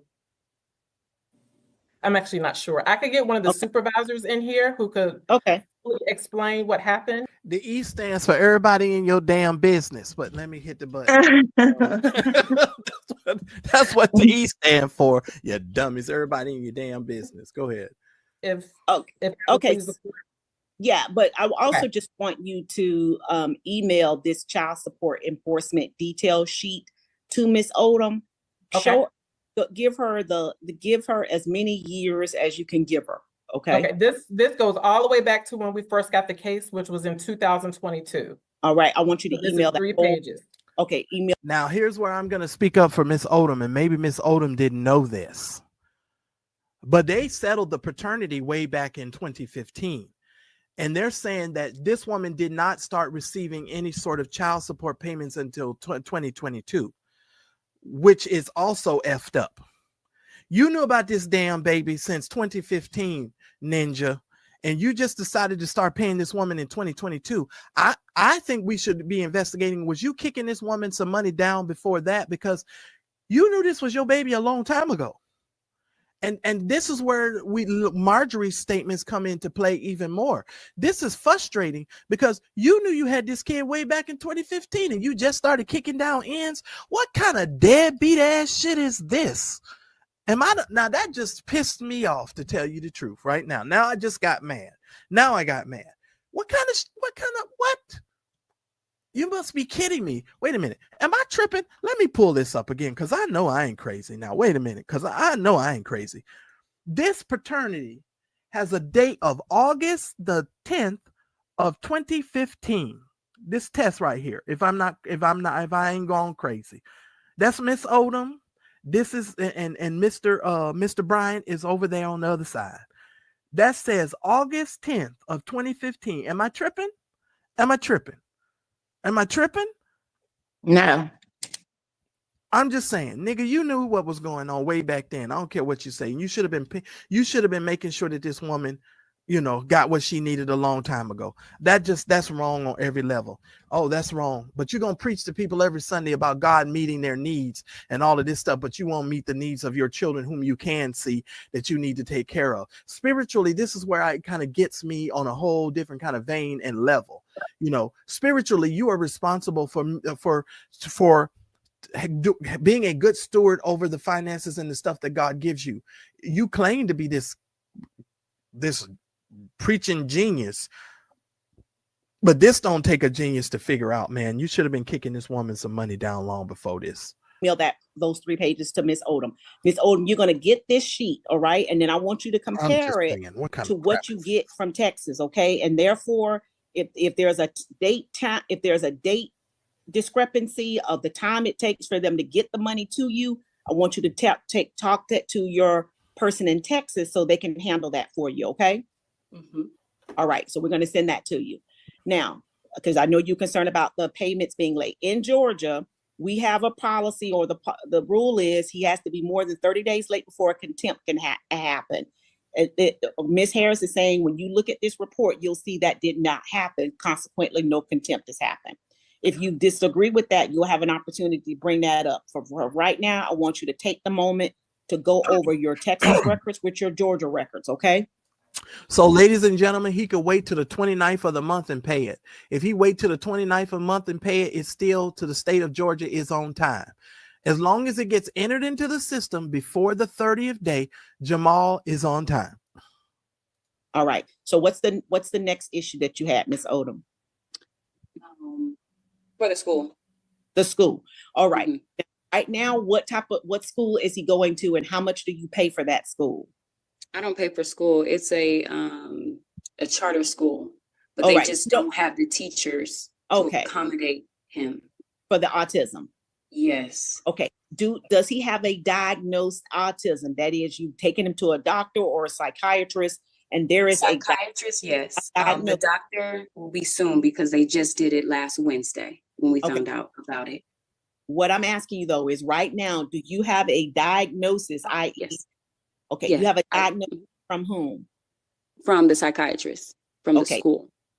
The school or the school psychiatrist? I guess the school, works with this psychiatrist. So this psychiatrist was. I hate to go here. Some of these psychiatrists are ambulance chasers, and they'll put down anything on this piece of paper just so that they could do whatever and they get paid. Let me say this. There's a reason why she's asking about a doctor and not a psychiatrist, because some of them are ambulance chasers. Now, am I saying that this woman's child don't have autism? No, I'm not. I'm just saying this lady needs to, and please, Miss Odom, somebody get a message to these people. You need to methodically approach this before you go into court, because according to this document and this paperwork, this court proceeding, Marjorie, and documents and paperwork she had already filed. She filed saying that her child had autism before they even came into this courtroom. And she just said on camera she didn't find that out until last Wednesday. But she filed the paperwork saying to get them in court to get it raised so he could go to a different school, saying he had autism. So you said he had autism before, according to her own statements, before she ever even found out he had autism. So how was she? And I'm just saying, you filed the paperwork ahead of time to the court saying he had autism, and you just said you found out last Wednesday he got autism. Maybe he had an informal diagnosis from a teacher or something like that, and then she finally was able to get an official one. I'm not making excuses for her. I'm just saying somebody might have noticed something was different about him, and she was finally able to get an official notification. I don't know. I think if the child do have autism, I think Jamal gave it to him.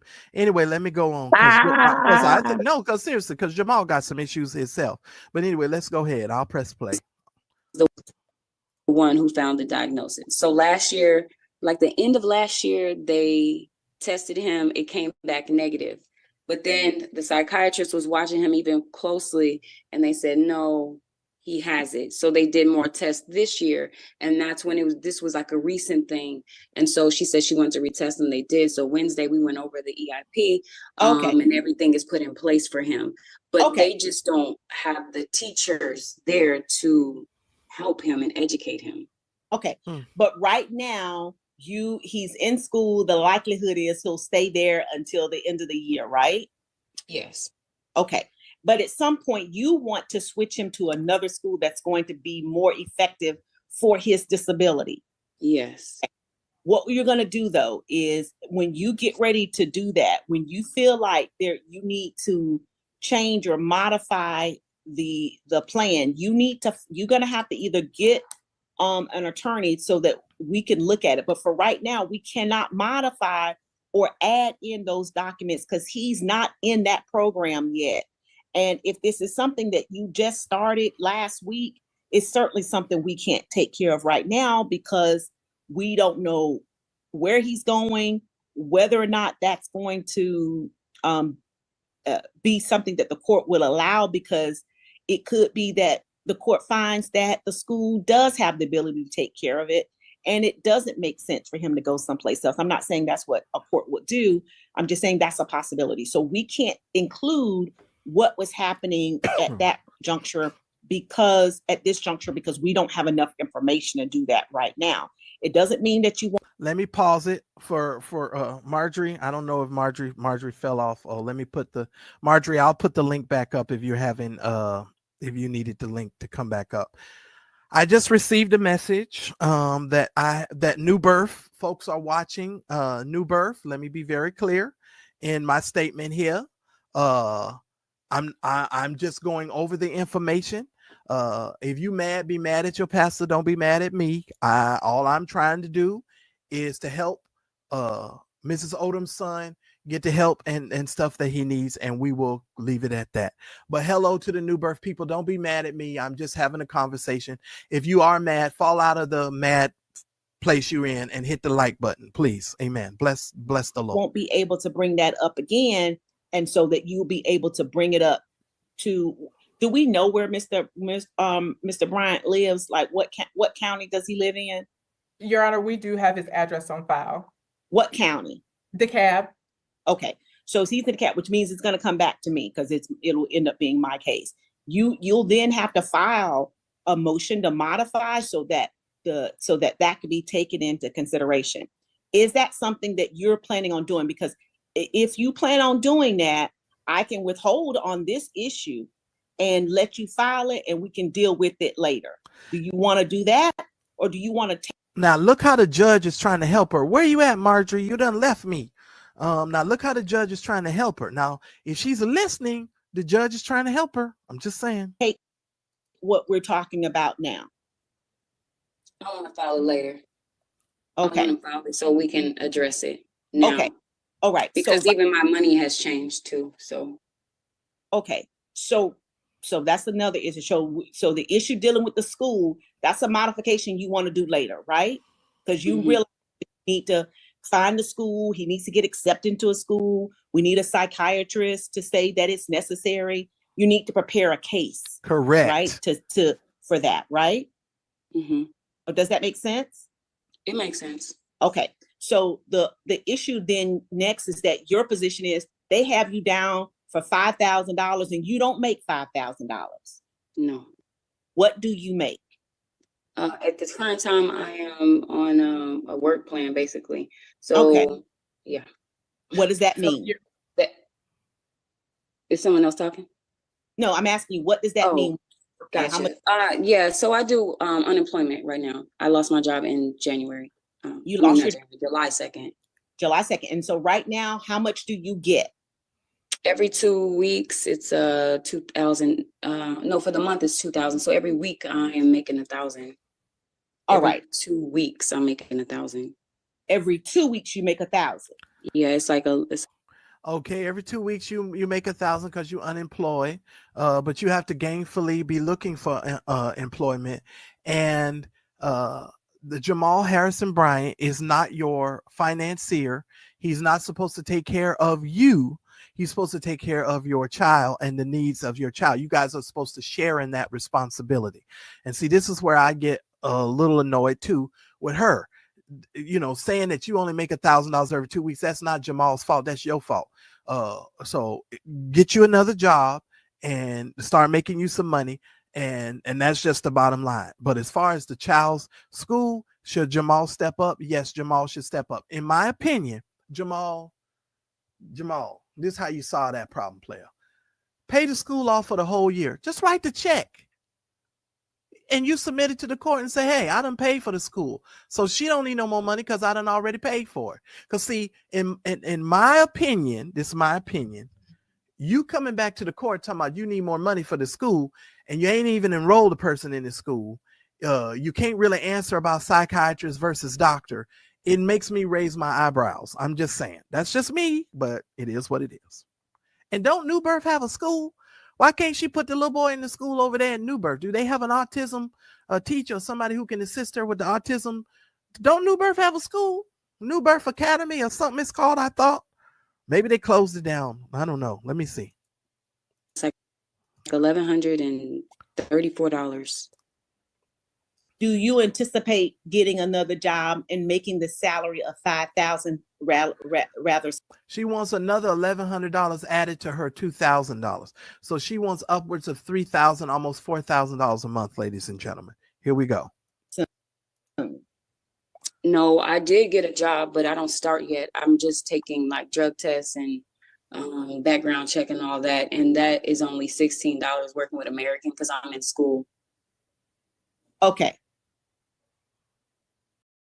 And Your Honor, just so you're aware, the income we used for her is income that she provided for herself. And we were not notified by she or the IJ that, including in her objection, that she no longer earned that amount of money. Because that is one of the things that we could have taken into consideration and brought before you with the worksheet. She does know because I told her through email and text, and she said, when did that happen? Did you tell Texas? I said, yes, I told Texas when it happened. I went up there to the office in Plano and told them, and they're so rude to me. They don't hear nothing I say. Everything I say is like, yes, Miss Odom, listen to me. I can kind of see how people would be a little rude to her. You coming up to the office don't mean nothing. Documentation is what they look for, ladies and gentlemen. You standing at the clerk's counter telling the clerk you done lost your job means nothing. You need to fill out some paperwork, type out a letter, tell them something so they can staple something, add something to your case, and they can go through the necessary procedures in order to get you the kind of help that you need. My frustration with Mrs. Odom, if I'm going to be totally frank with you, is her lackadaisical way of presenting herself to the court and presenting this information. Marjorie's frustrated because of Jamal and all the stuff and the whole thing. I'm frustrated because I don't like the way she's presenting herself to the cases, to the court. It's driving me nuts. Oh, I went up there. I hate because it sounds like when I have to talk to some folks that I personally know. I don't like when they talk like this, and they will tell you. I get real frustrated, and I'll stop them in a minute. You are doing it improperly. Period. You're doing it like you're a teenager and you don't understand you're a grown adult, and you need to methodically think about the things and how you're representing yourself when you're presenting yourself to the court. And you can get pissed off at me if you want to. You're not 12, you're not 13, you're a grown woman. You need to present yourself a certain type of way. And if you learned how to present yourself a certain type of way and communicate a certain type of way, maybe you wouldn't be making $16 an hour, and you could possibly be doing a little bit better as it relates to your job prospects. I'm just saying. Or maybe you should have multiple jobs. Now, this is where I had to call my sister, and I talked to my sister this morning, but this is where my sister had to check me, and I need to understand this. And for the fellas out there, we need to understand this. Mrs. Odom is the custodial parent.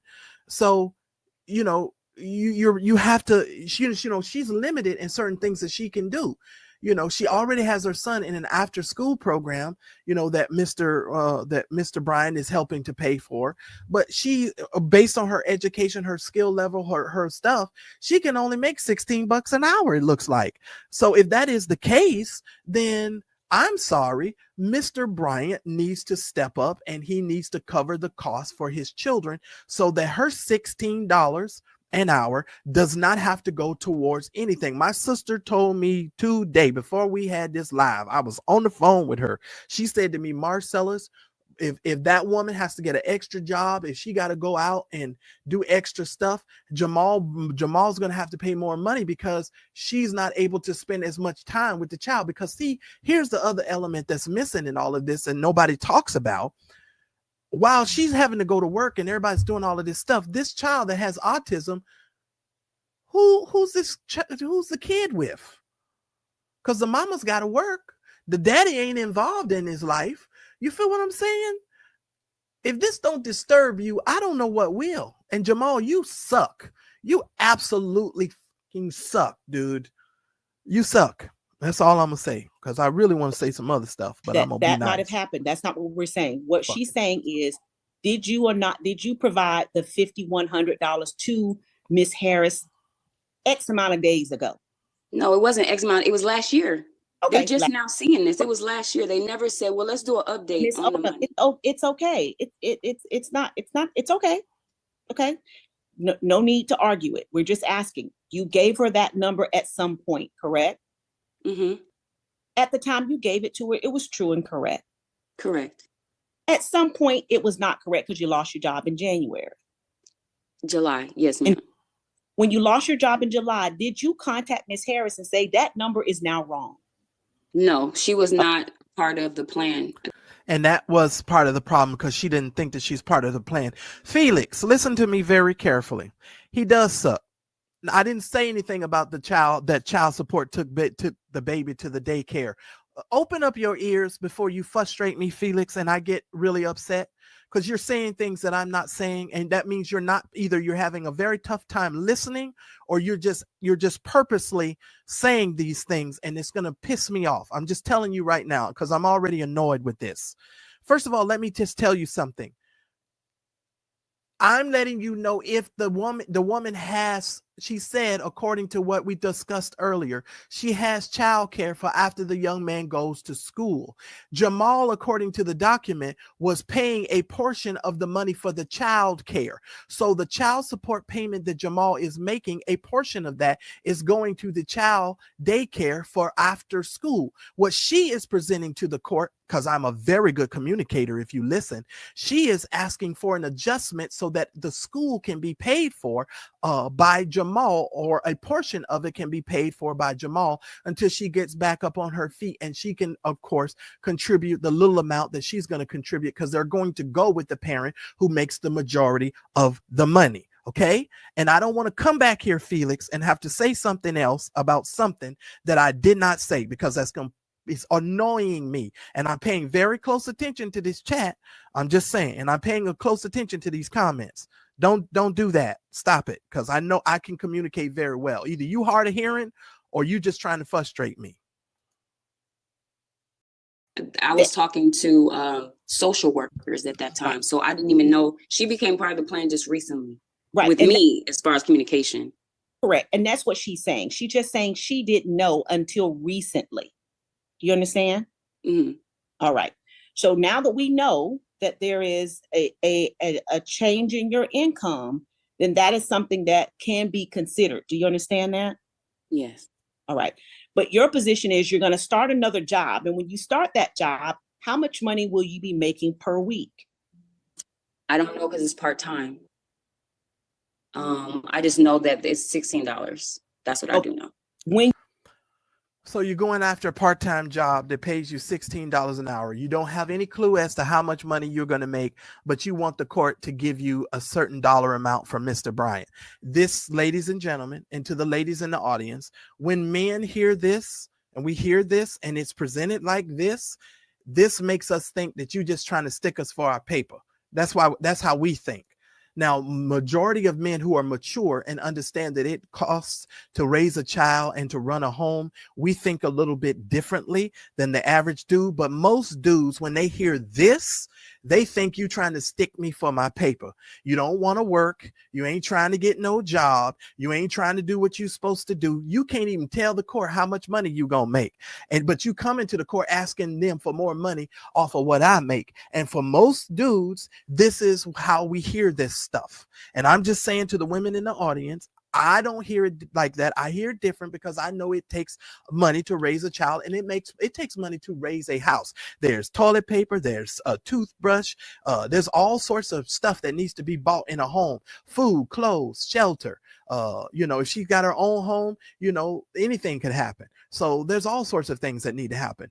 Emergencies come up, or you may have to pay a babysitter. There's all stuff that comes up in raising a child. So just and stuff that you can't even put down on this stupid ass piece of paper that comes up. There's all sorts of things that come up when it comes to raising the child. So give me a damn break. I'm just saying. But when you present yourself to the court in a better light. The judge is doing a masterful job of leading her Because if this was a court case, and you can't object to what the judge is doing, because this is straight up leading the witness, because you telling her pretty much what she needs to do, but she's not really paying attention. But I'm just saying, let me go on. Let me press the button. I get frustrated. I'm sorry. I do. When you start this job, will you come off unemployment?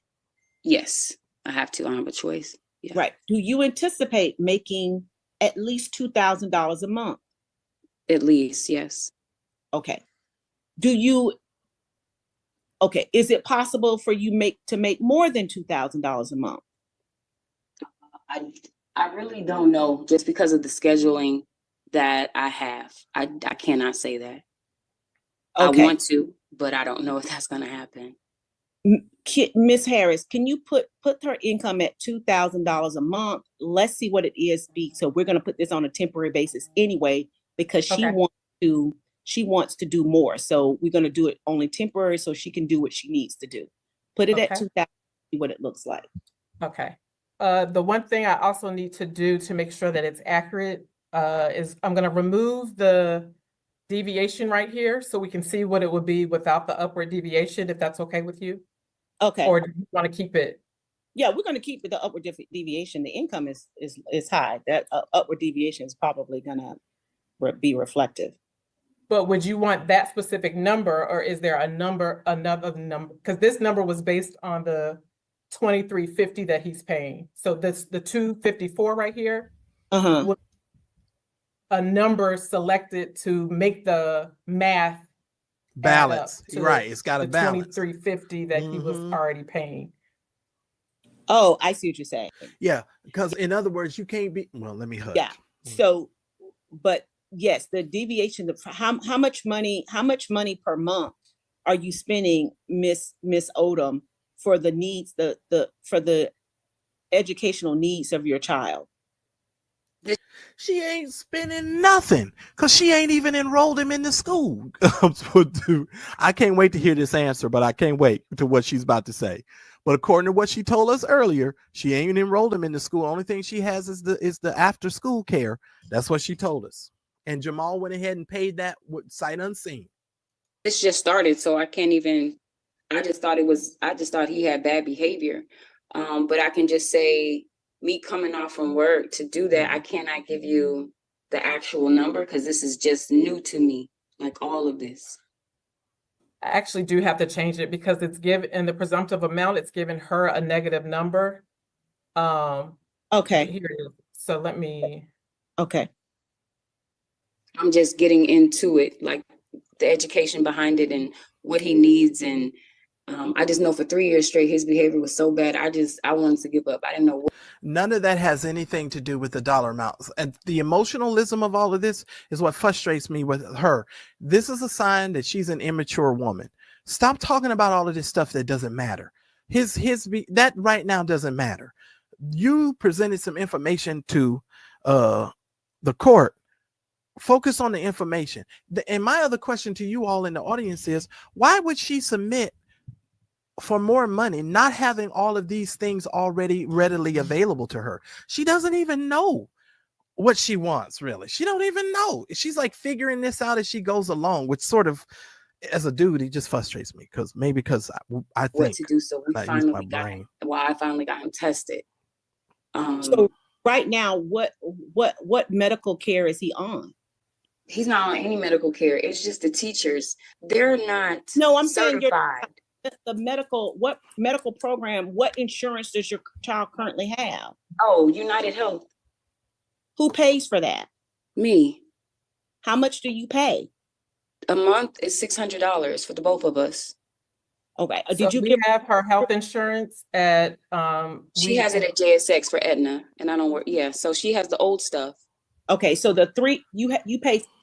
So give her $300 for insurance. Nothing is updated because it was all last year when we submitted this. Yes, that's what we're doing. We're trying to. Now here's the frustrating part for me. The judge just goes, "Oh, well, just give her $300." Well, wait a minute. We don't have no documentation to prove that this lady's telling the truth, because she told us earlier that he had that other insurance, and now she's saying he got a totally different insurance and it costs $600 a month and they both on the program. Well, my thing is, if you unemployed and you come on, Marcellus, I'm sorry, y'all gonna be mad at me. Marjorie, where are you at? I'm so mad at Marjorie for leaving me, because I love Marjorie's side of things. I'm frustrated with this lady. I ain't even gonna front like I'm not. And the judge just throws it out there. Just give her 300. But that's somebody else's money. You understand what I'm saying? What the Make sure we have what the numbers are. So 300 per month? 300. All right. I'm not sure. That 195.25. Listen here, Keefus, they go after the dumb women. They really do. They go after girl. And I'm sorry to say this, and I don't mean to be cause offense to anybody, but if you look at a lot of these first ladies and a lot of these women that they go after people who are too not too bright. And the reason why I think he fell in love with Carrie the way that he fell in love with Carrie is that she's smart, and like he said, that's like a woman he's never really encountered before. Because I think Carrie's the kind of woman who will set him straight and be like, Ninja, get your stuff together. And Dr. Turner, just y'all raise an offering. Jamal, write a book. Have a book written. You have your secretary help you to take some of your sermons and turn them into a book. I'm trying to hip y'all to the game. This is what happens. Take a couple of your sermons, get them turned into a book, have the writer to assist you with the book, and you sell the book and you take the money and you pay your child's school for the next several years off of the earnings that you get from the one book. I mean, Jamal, if you got real people around you that's helping you, that's how it can be done. Put that in the special, because that means that she's not, to me, that means she's under what's necessary for her to care for the child. So that 194.25, put that in the special. Put it where? I'm sorry, in special. And deviation, upward deviation, as an upward deviation. Oh, I got it. Okay, yes. Mm-hmm. Okay. For in his column, correct? Yep. Okay. So that equalizes her, because otherwise she'll be in the zero for trying to take care of the child. Okay, that's the child support amount. I'm going to leave that as on a temporary basis so that you can do what you think you need to do for the other education issues. Do you understand that? Yes. All right. So this is going to be temporary. All right. That's the order of the court. And Your Honor, when would you like for us to come back? Well, let's Miss Odom, when do you anticipate filing your motion? Soon as I guess I have to enroll him in school first. Is that what you're telling me? Mm-hmm. I'm not advising you to do anything. I'm just telling you, you need to move like you desire to move, but you might need to talk with someone or get some legal advice. I can't tell you that. All I'm saying to You done told her already, Judge. She just wasn't listening or paying attention, and she wasn't taking any notes. And this is what drives me crazy and makes me so frustrated. I'm going to be done with this part. I'm going to go ahead and stop sharing that particular video and come back to you all and just make my comments, and then we'll get on out of here. Mrs. Odom, you should have took some damn notes. I don't know why you didn't take any notes. This frustrates me as a person who uses my brain. I get very frustrated with stuff like this when you approach subjects like you're 12 years old. You're not a child. If you want to watch the original video that I made on this particular video, please click over here. It's over here somewhere. Click on the original video, go back and watch it. And so that way people can see that, and that'll be in the algorithm. I appreciate every single one of you. Thank you all so very much for coming and joining me on this video tonight. Oh, these are two disgusting ninjas. I tell you, that's all I can say. Father, help us all. But this is supposed to be somebody's pastor. Afterbirth, y'all need to do something, because you all, to be honest with you, I mean, I don't expect very much from New Birth, because I mean, come on, it's New Birth. I affectionately refer to them as Afterbirth. This is a mess. And